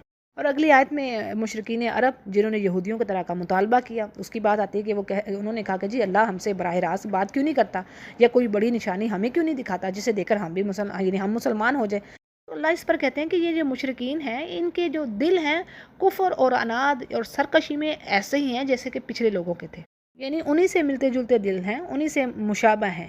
جیسے سورۃ طور میں اللہ نے فرمایا کہ ان سے پہلے جو بھی رسول آیا ان کو لوگوں نے جادوگر یا دیوانہ ہی کہا، اور کیا ہی ایک دوسرے کو اس بات کی وصیت کر جاتے تھے، یعنی تمام کافروں کے دل اور باتیں ایک جیسی اور ایک جیسی حجتیں، ٹھیک ہے نا، یعنی یہاں پر اللہ نے کہہ دی کہ ان کی باتیں قول بھی ایک جیسے ہیں، دل بھی ایک دوسرے سے ملتے جلتے ہیں، اور اللہ نے آیات کو واضح کر دیا ہے اس قوم کے لیے جو یقین رکھنے والے ہیں۔ پھر کہا جا رہا ہے کہ اے نبی آپ کو حق کے ساتھ بھیجا گیا ہے، ڈرانے والا بنا کر اور خوشخبری دینے والا، یعنی جنت کی خوشخبری اور آگ سے ڈرائیے، اور آپ سے پوچھنا ہوگی جو جہنم میں جانے والے ہیں۔ یعنی نبی کا کام جو مشن تھا انہوں نے اپنا کمپلیٹ کیا، کئی جگہوں پر اللہ نے فرما دیا ان علیک الا بلاغ، یعنی آپ پر تو بس یہ ہے کہ آپ بات پہنچا دیں، اب آگے ہدایت کون لیتا ہے کون نہیں یہ اللہ دیکھنے والا ہے۔ دیکھیں نا، اب کتنی چاہت کے باوجود آپ حضرت ابو طالب اپنے چچا کو اسلام کی طرف نہ لا سکے۔ یہ اللہ نے سورۃ القصص میں بات کہی نا کہ اے نبی ایسا نہیں ہو سکتا کہ جس کے لیے آپ چاہیں کہ اس کو ہدایت ملے تو اس کو مل جائے، نہیں، یعنی جس نے آنا ہے، جس کو اللہ کو پتہ ہے جس نے پلٹنا ہے میری طرف وہی پلٹے گا نا، تو آپ نے تو اپنا مشن پورا کیا، آپ پر کوئی حرج نہیں ہے۔ اچھا جی، آگے ایمان والوں سے کہا جا رہا ہے کہ ہرگز تم سے یہ راضی نہ ہوں گے یہود اور نصارہ، حتیٰ کہ تم ان کی شریعت کی ہی پیروی کرو، یعنی تم انہیں فالو کرو گے تو ہی تو یہ راضی ہوں گے، اور ان سے کہہ دو کہ یہ جو ہدایت ہے وہ یعنی ہدایت تو وہی جو اللہ ہدایت دے، اور اگر آپ یعنی اب کہا نبی سے جا رہا ہے لیکن میسج تمام امہ کے لیے کہ اگر تم ان کی ڈیزائر کو فالو کرتے ہو، بعد اس کے تمہارے پاس حق بات آ گئی، یعنی قرآن کریم آ گیا، اس کے باوجود ان کے پیچھے چلو گے تو تمہارا اللہ کے سوا کوئی ولی نہیں ہے اور نہ ہی مددگار۔ اور وہ لوگ جن کو کتاب دی گئی یعنی ایمان والے، وہ کیا کرتے ہیں، حق دیتے ہیں اس کی تلاوت کا، یعنی اس کے کئی معنی ہیں، مثلاً کہ وہ خوب توجہ اور غور سے پڑھتے ہیں، صحیح طریقے سے پڑھنا، جس طرح یعنی جو رولز ہیں ان کو فالو کرنا، کہاں سے کس طرح لینا ہے لفظ کو۔ پھر اس میں یہ بھی بات آتی ہے کہ یعنی جو اس تدبر کرنے کی بات، یعنی جنت کا اگر ذکر آیا تو جنت کا سوال کرتے ہیں، جہنم کا ذکر آتا ہے تو اس سے پناہ مانگتے ہیں، پھر اسی طرح اس کے حلال کو حلال سمجھتے ہیں اور حرام کو حرام سمجھتے ہیں، اور اللہ کے کلام کو چینج نہیں کرتے جیسے کہ یہودی کرتے تھے۔ پھر اس میں جو کچھ لکھا ہے وہ لوگوں کو بتلاتے ہیں، چھپاتے نہیں ہیں، اور جو آیات واضح ہیں ان پر عمل کرتے ہیں، اور جو چیزیں ان کی سمجھ سے اوپر ہیں تو ان کا حل جا کے علماء سے کرواتے ہیں، یعنی یہ ہے صحیح مومن کی پہچان۔ اور جو اس سے کفر کر اللہ فرماتے ہیں وہی خسارہ پانے والے ہیں۔ پھر جی بنی اسرائیل سے خطاب اگلی آیت میں کیا ہے، بنی اسرائیل یاد کرو میری وہ نعمتیں جو میں نے تم پر کی، اور میں نے تمہیں پریفر کیا تھا تمام جہان والوں پر، اور ڈرو تم اس دن سے جس دن کوئی نفس کسی نفس کے کام نہ آئے گی، اور نہ ہی کسی سے کوئی بدلہ لیا جائے گا، اور نہ ہی کوئی شفاعت نفع دے گی، اور نہ ہی انسان مدد دیے جائیں گے، یعنی عمل ہی بس کام آئیں گے۔ یہ بات میں نے پیچھے بھی کر دی شفاعت کے بارے میں پارے کی بگننگ میں، آیت نمبر 48 میں بات تھی۔ اگلی آیت سے ٹاپک چینج ہے، یعنی یہاں پر ابراہیم علیہ السلام کے بارے میں بات ہو رہی ہے، کس طرح ان کے رب نے ان کو چند کلمات سے آزمائش کی ان کی۔ اب یہاں پر کلمات سے مراد کیا چیز ہے، یعنی اس سے مراد مناسک حج، احکام شریعت، اور اسی طرح جب اسماعیل علیہ السلام کو ذبح کرنے کا حکم دیا گیا تو ابراہیم علیہ السلام نے اس چیز کو بھی کر دکھایا۔ پھر اسی طرح جب انہیں آگ میں ڈالا گیا، یعنی یہ بھی آزمائش تھی. تو یہ تمام آزمائشیں، ٹرائلز ایسے تھے جن کو ابراہیم علیہ السلام نے بخوشی پورا کیا. تو جب یہ ہر آزمائش میں وہ سکسیسفل رہے تو اس کے بعد اللہ نے اعلان کر دیا کہ اب میں آپ کو امام الناس یعنی لوگوں کا لیڈر بنانے لگا ہوں. وہ کیسی امامت تھی، یعنی ان کی کہ مسلمان ہی نہیں، یہودی، عیسائی، حتیٰ کہ مشرکین عرب سب ہی میں ان کی شخصیت محترم اور یعنی ان کو لیڈر، امام مانا جاتا. تو یہ تھا ان کا ریوارڈ جو انہوں نے آزمائشوں کو پورا کیا. تو جی اب جب اللہ نے کہا کہ میں آپ کو امام بنا رہا ہوں دنیا کا، تو پھر ابراہیم علیہ السلام اس پر کہتے ہیں اور میں یا رب میری اولاد میں سے بھی. تو اللہ نے کہا کہ میرا عہد ظالموں کے ساتھ تو نہیں جائے گا. لیکن سبحان اللہ، سورہ صافات میں پڑھتے ہیں ہم کہ اللہ نے ابراہیم اور اسحاق علیہ السلام کی اولاد میں بے انتہا برکات دی. اتنے نبی آئے اور ایک کے بعد ایک نبی آیا. ایک لمبی مدت تک انبیاء کا سلسلہ ان میں چلا. یعنی انبیاء آئے، کتاب دی، نبوت دی ابراہیم علیہ السلام کی نسل میں، اور بادشاہت دی. یعنی ایسے بڑے بڑے بادشاہ گزرے، جیسے کہ سلیمان علیہ السلام کی حکومت آتی ہے، داود علیہ السلام کی حکومت آتی ہے. یعنی اللہ نے بے انتہا فضل کیا، پریفر کیا تمام جہان والوں پر ان کو. آگے بیت اللہ یعنی خانہ کعبہ کی دو خصوصیات یہاں پر جو اللہ مینشن کر رہے ہیں کہ یعنی اللہ نے بیت اللہ کو لوگوں کے لیے ثواب اور امن کی جگہ بنا دیا. ثواب یعنی بار بار لوٹ کر آنے کی جگہ، اور امن کی جگہ یعنی یہاں پر کسی دشمن کا خوف نہیں رہتا. یعنی جو حدود حرم میں آ گیا وہ امن میں آ گیا. یہ بات ایک اور جگہ پر بھی اللہ نے فرمائی ہے. مومنوں سے کہا جا رہا ہے کہ تم مقام ابراہیم کو جائے نماز یعنی مصلی بنا لو. یعنی مقام ابراہیم سے مراد وہ پتھر ہے جس پر کھڑے ہو کر ابراہیم علیہ السلام نے خانہ کعبہ تعمیر کیا، اور اس پتھر پر ابراہیم علیہ السلام کے قدموں کے نشان آج بھی ہیں. اور اب اس پتھر کو یعنی حکومت نے ایک شیشے میں محفوظ کر دیا ہوا ہے، جسے ہر حاجی طواف کے دوران آسانی سے دیکھ سکتا ہے. اور پھر طواف پورا کرنے کے بعد اس کے پیچھے یعنی اس مقام کے پیچھے 2 رکعت نماز پڑھنا سنت ہے. لیکن یہ بات بھی جان لیجئے بڑی اہم ہے کہ اگر آپ کو جگہ نہیں مل رہی یا پھر آپ کی نماز پڑھنے سے دوسرے لوگ تنگ ہو رہے ہیں، جگہ نہیں ہے، پریشانی ہے، اور اگر آپ کو وہاں پر جو شرطہ ہوتا ہے وہ آپ کو روک رہا ہے، تو وہ بات مان لیے جو یعنی وہ کہہ رہے ہیں. آپ کسی بھی جگہ پر نماز ادا کر لیں گی حرم میں تو وہی کنسیڈر ہوگی.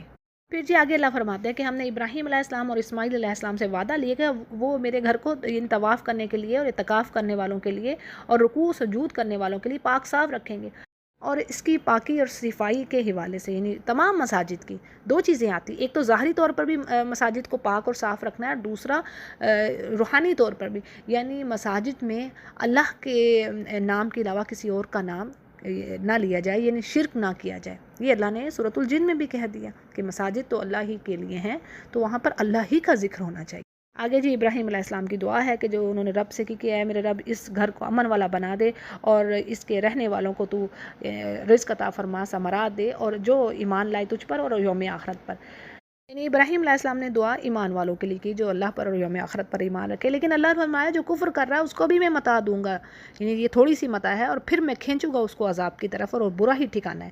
تو جی اللہ تعالیٰ نے یہ دعائیں قبول کی ابراہیم علیہ السلام کی، اور یہ اس شہر کو اللہ تعالیٰ نے مکہ کے سٹی کو اللہ نے امن والا بنایا، اور اس کو ایسا کر دیا کہ جہاں پر کوئی کھیتی باڑی نہیں ہے اس کے باوجود دنیا بھر کے پھل فروٹ یعنی جو غلہ ہے کثرت سے آتا ہے. اور اسی طرح ایون ان کے یہاں پر یعنی تمام آپ اس پورے ملک میں ہی دیکھ لیں کہ دنیا جہان کی جو اشیاء ہیں، امپورٹڈ اشیاء، برانڈز، یعنی ہر طرح کی بہترین چیز آپ کو یہاں پر نظر آتی ہے. پھر جی آگے ذکر ہے جب ابراہیم علیہ السلام اور اسماعیل علیہ السلام کعبہ کی بنیادیں کھڑی کرے تھے اور دیواریں وہ اٹھاتے جاتے اور کہتے جاتے کہ ہمارے رب تو ہم سے قبول فرما، اور تو ہی سننے والا اور جاننے والا ہے، اور ہمارے رب تو ہمیں اپنا فرما بردار بنا لے، اور ہماری اولاد میں سے بھی ایک ایسا گروہ کر دے تو تیرا اطاعت گزار ہو، اوبیڈینٹ ہو تیرا، اور ہمیں اپنی باتیں سکھا، اور ہماری توبہ قبول فرما، اور تو توبہ قبول فرمانے والا اور رحم کرنے والا ہے. یعنی دیکھیں ابراہیم اور اسماعیل علیہ السلام کی یہ آخری دعا وہ بھی اللہ نے قبول فرمائی، اور اسماعیل علیہ السلام کی اولاد میں سے محمد صلی اللہ علیہ وسلم کو اللہ نے کھڑا کیا، بھیجا لوگوں میں. اور اسی لیے آپ صلی اللہ علیہ وسلم کے یہ الفاظ ہیں کہ میں اپنے باپ ابراہیم علیہ السلام کی دعا ہوں، اور عیسیٰ علیہ السلام کی بشارت، اور اپنی والدہ کا خواب ہوں. اس کو الفتح الربانی روایت کر رہے ہیں. اور دیکھیں اس سے ہمارے لیے کیا لیسن ہے. یعنی وہ نیک کام کر رہے ہیں، اللہ کا گھر بنا رہے ہیں، اس سے بڑھ کر کوئی چیز رہ گئی ہے؟ لیکن اس کے باوجود وہ دونوں کیا کہہ رہے ہیں کہ اے رب تو ہم سے قبول فرما لے۔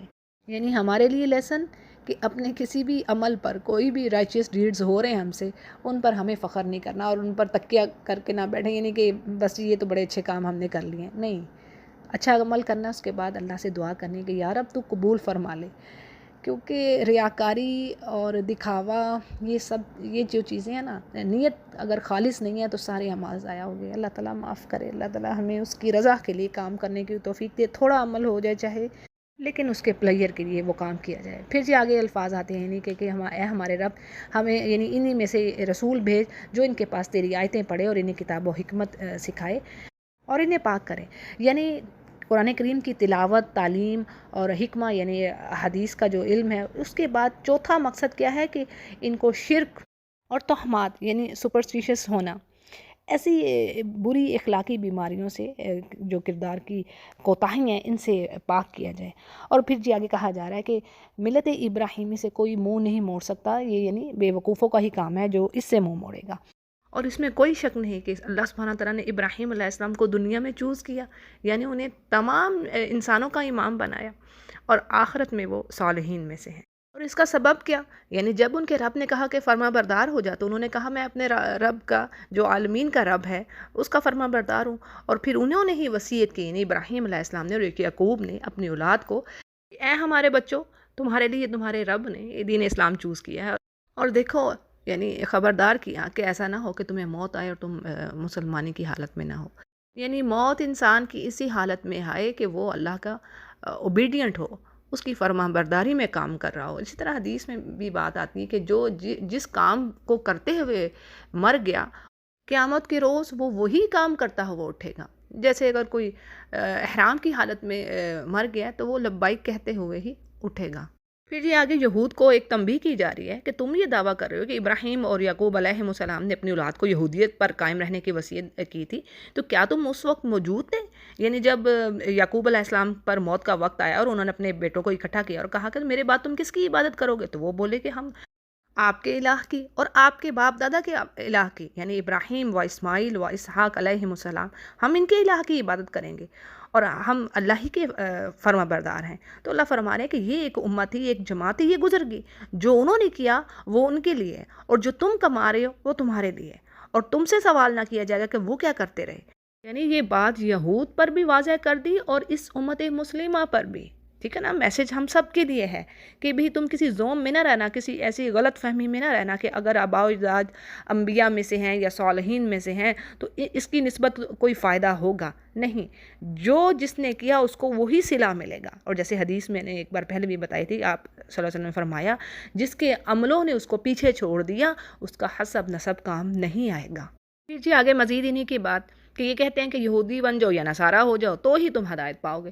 ایمان والوں سے کہا جا رہا ہے کہ ان سے کہو کہ جو ابراہیم علیہ السلام کی ملت تھی، ان کی شریعت، وہ تو یعنی وہ خالص مسلمان تھے، وہ مشرکین میں سے نہیں تھے، اور بلکہ تم یوں کہو، یعنی اللہ فرما رہا ہے کہ تم یوں کہو کہ ہم تو ایمان لاتے ہیں اللہ پر اور جو نازل ہوا ہے ہم پر، اور جو نازل ہوا ابراہیم پر، اسماعیل پر، اسحاق پر، یعقوب پر اور ان کی اولادوں پر علیہم السلام، اور جو دیا گیا موسیٰ علیہ السلام کو اور عیسیٰ علیہ السلام کو، اور جو باقی نبیوں کو دیا گیا، ہم ان میں کسی میں بھی فرق نہیں کرتے اور ہم خالص اللہ کے فرما بردار ہیں۔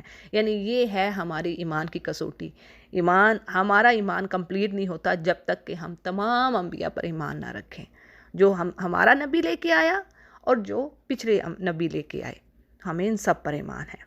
پھر جی اللہ فرماتے ہیں کہ اگر تو یہ تمہارے جیسے ایمان لے آتے ہیں، یعنی یہ یہود و نصارہ، تو بس یہ ہدایت پا گئے، یعنی اگر یہ بھی ایسی ہی بات کہیں، اور اگر یہ منہ پھیرتے ہیں تو بس یہ دور کی ضد میں پڑے ہوئے ہیں، تو بس تم لوگوں کے لیے تو اللہ ہی کافی ہے، اور وہ سننے والا اور جاننے والا ہے۔ یعنی پھر ان کی جو چالیں ہیں وہ تمہیں ضرر نہیں پہنچا سکتی، یعنی تمہیں گھبرانے کی ضرورت نہیں ہے۔ پھر جی آگے کہا جا رہا ہے کہ صبغۃ اللہ کا رنگ اختیار کرو، اور اللہ سے بہترین رنگ کس کا ہوگا؟ اس کے پیچھے کیا وضاحت ہے اس کو سمجھ لیجئے۔ عیسائیوں نے ایک زرد رنگ کا پانی مقرر کر رکھا تھا، اور ہر پیدا ہونے والے عیسائی بچے کو اور ہر اس شخص کو یہ دیا جاتا جس کو عیسائی بنانا ان کا مقصد ہوتا، اور اس رسم کو بپتسمہ کہتے، یعنی بیپٹزم جس کو کہا جاتا ہے، اور یہ ان کے نزدیک بڑی ضروری بات ہوتی، اس کے بغیر وہ کسی کو پاک تصور ہی نہیں کرتے تھے۔ اللہ اس رسم کو ریجیکٹ کرتے ہوئے کہتا ہے کہ اصل رنگ تو اللہ کا ہے، اس سے بہتر کوئی رنگ نہیں. یعنی یہ جو فضول کی باتیں انہوں نے گھڑ رکھی نا اپنے دین میں، بات وہی نا کہ جیسے اصل بات کو تو ہٹا دیتے اور کہتے کہ جی یہ تو کتاب یہ اللہ کی طرف سے آئی ہے، تو وہ ہوتی اللہ کی طرف سے نہیں تھی. تو سب سے بہترین رنگ کس کا ہے؟ اللہ کا. اور اللہ کے رنگ سے مراد یہاں پر دین فطرت یعنی دین اسلام ہے، جس کی طرف یعنی اسی کی طرف ہر نبی نے اپنی قوم کو بلایا، دعوت توحید ہی کی. سارا قرآن کریم الحمدللہ ہم نے پڑھ لیا، اس میں یہی بات آ رہی ہے. پھر جا کے کہا جا رہا ہے کہ ان سے کہیے کہ تم ہم سے اللہ کے بارے میں جھگڑا کرتی ہو، جبکہ وہ ہمارا بھی رب ہے تمہارا بھی رب ہے، اور ہمارے لیے ہمارے اعمال ہے، تمہارے لیے تمہارے اعمال ہے، اور ہم تو خالص اسی کے لیے یعنی مخلص ہیں اس کی اوبیڈینس میں. اور کیا یہ کہتے ہیں کہ ان ابراہیم، یہ بے شک ابراہیم اور اسماعیل اور اسحاق و یعقوب اور ان کی اولادیں علیہم السلام، کیا یہ سب یہودی تھے یا نصارہ؟ یعنی تو یہ سمجھتے ہیں. تو کیا ان سے کہو، یعنی اللہ تو اس بات کی نفی کر رہا ہے، تو تمہیں زیادہ علم ہے یا اللہ کو؟ پھر آگے کہا جا رہا ہے کہ اس سے بڑا ظالم کون جو اللہ کے پاس یعنی شہادت وہ سچی گواہی کو چھپائے، اور اللہ تمہارے کاموں سے غافل نہیں ہے. یعنی تمہیں خوب معلوم ہے کہ یہ انبیاء یہودی یا عیسائی نہیں تھے. اسی طرح تمہاری کتابوں میں بھی نبی کریم صلی اللہ علیہ وسلم کی نشانیاں موجود ہیں، لیکن تم گواہیاں چھپا کر ایک بہت بڑا ظلم کر رہے ہو، اور اللہ سے یہ بات چھپی ہوئی نہیں ہے. پھر جا کے کہا جا رہا ہے کہ یہ ایک امت ہے جو گزر چکی، یعنی پھر انہی کے بارے میں کہ وہ ایک امت تھی یعنی جو اصل دین پر تھے، وہ اپنا کام کر گئے. جو انہوں نے کیا وہ ان کے لیے، اور جو تم نے کیا وہ تمہارے لیے، اور تم سے ان کے اعمال کے بارے میں سوال نہیں کیا جائے گا. یعنی اس آیت کو پھر دوہرا دیا یہ بات ظاہر کرنے کے لیے کہ دیکھو تمہارے جو آبا ہیں، جو اسلاف ہیں، ان کی نیکیاں تمہیں کوئی فائدہ نہیں دے گی، اور نہ ہی ان کے گناہوں پر تمہارا کوئی یعنی مواخذہ ہوگا، تمہاری کوئی پکڑ ہوگی، بلکہ ان کے عمل جو ہے نا وہ انہی کے لیے تمہارے لیے. اور اسی طرح اللہ نے قرآن کریم میں کئی جگہوں پر یہ بات فرمائی ہے، لا تزر وازرۃ وزر اخری، یعنی کوئی جان کسی دوسری جان کا بوجھ نہیں اٹھائے گی. انسان کے لیے وہی ہے جو اس نے یعنی جس کے لیے اس نے اسٹرگل کی. ہاں یہ بات ہے، جیسے ہم سورۃ الکہف میں پڑھتے ہیں کہ جو ماں باپ اچھے اعمال کر رہے ہیں تو ان کے جو اثرات ہیں، جو بینیفٹس ہیں، فائدے ہیں، وہ اللہ ضرور ان کی اولادوں کے آگے لے آتا ہے، جیسے ہمیں سورۃ الکہف سے پتہ چلتا ہے. ٹھیک ہے نا، جیسے ہم سورۃ الکہف میں پڑھتے ہیں کہ 2 یتیموں کا خزانہ ہوتا ہے، 2 بچوں کا، اور اللہ تعالیٰ چاہتا ہے کہ وہ خزانہ جو ہے ان کا محفوظ رہے جب تک کہ وہ بڑے نہیں ہو جاتے، وہ اس قابل نہیں ہو جاتے کہ اس کو صحیح طریقے سے استعمال کر سکیں. تو اللہ تعالیٰ ان کے خزانے کو محفوظ رکھتا ہے، اور وجہ کہ اللہ نے خود ہی بتا دی وہاں پر، وَكَانَ أَبُوهُمَا صَالِحًا، کہ ان کا جو باپ تھا وہ نیک تھا. مگر ایک چیز اس سے ذہن میں رہنی چاہیے، یعنی ایسا نہیں ہے کہ اب اگر ماں باپ نیک تھے اور اولاد گنہگار ہے، الٹے سیدھے کام ہو رہے ہیں، تو اب ایسا نہیں ہو سکتے کہ اب ان کی ماں باپ کی نیکیوں کی وجہ سے اللہ ان کو معاف کر رہا ہے، یعنی وہ برے کام بھی کر رہے ہیں تو وہ بخشے جائیں گے. ایسا ہرگز نہیں ہے. یعنی اپنے اعمال کا حساب خود سے دینا ہے. یہ بات واضح ہوئی یہاں سے. تو جی الحمدللہ پہلا پارہ مکمل ہوا، اور سورۃ البقرہ ہی ابھی چل رہی ہے. تو اللہ سے دعا ہے کہ اللہ تعالیٰ ہمیں ان اعمال پر جمائے رکھے جو اللہ کی طرف لے جانے والے ہیں، جو کچھ ہم نے اس نور بھری کتاب سے سیکھا ہے، اور اللہ تعالیٰ ہماری انٹینشنز کو، ہماری ڈائریکشنز کو سیدھا رکھے. آمین یا رب. وآخر دعوانا الحمدللہ رب العالمین.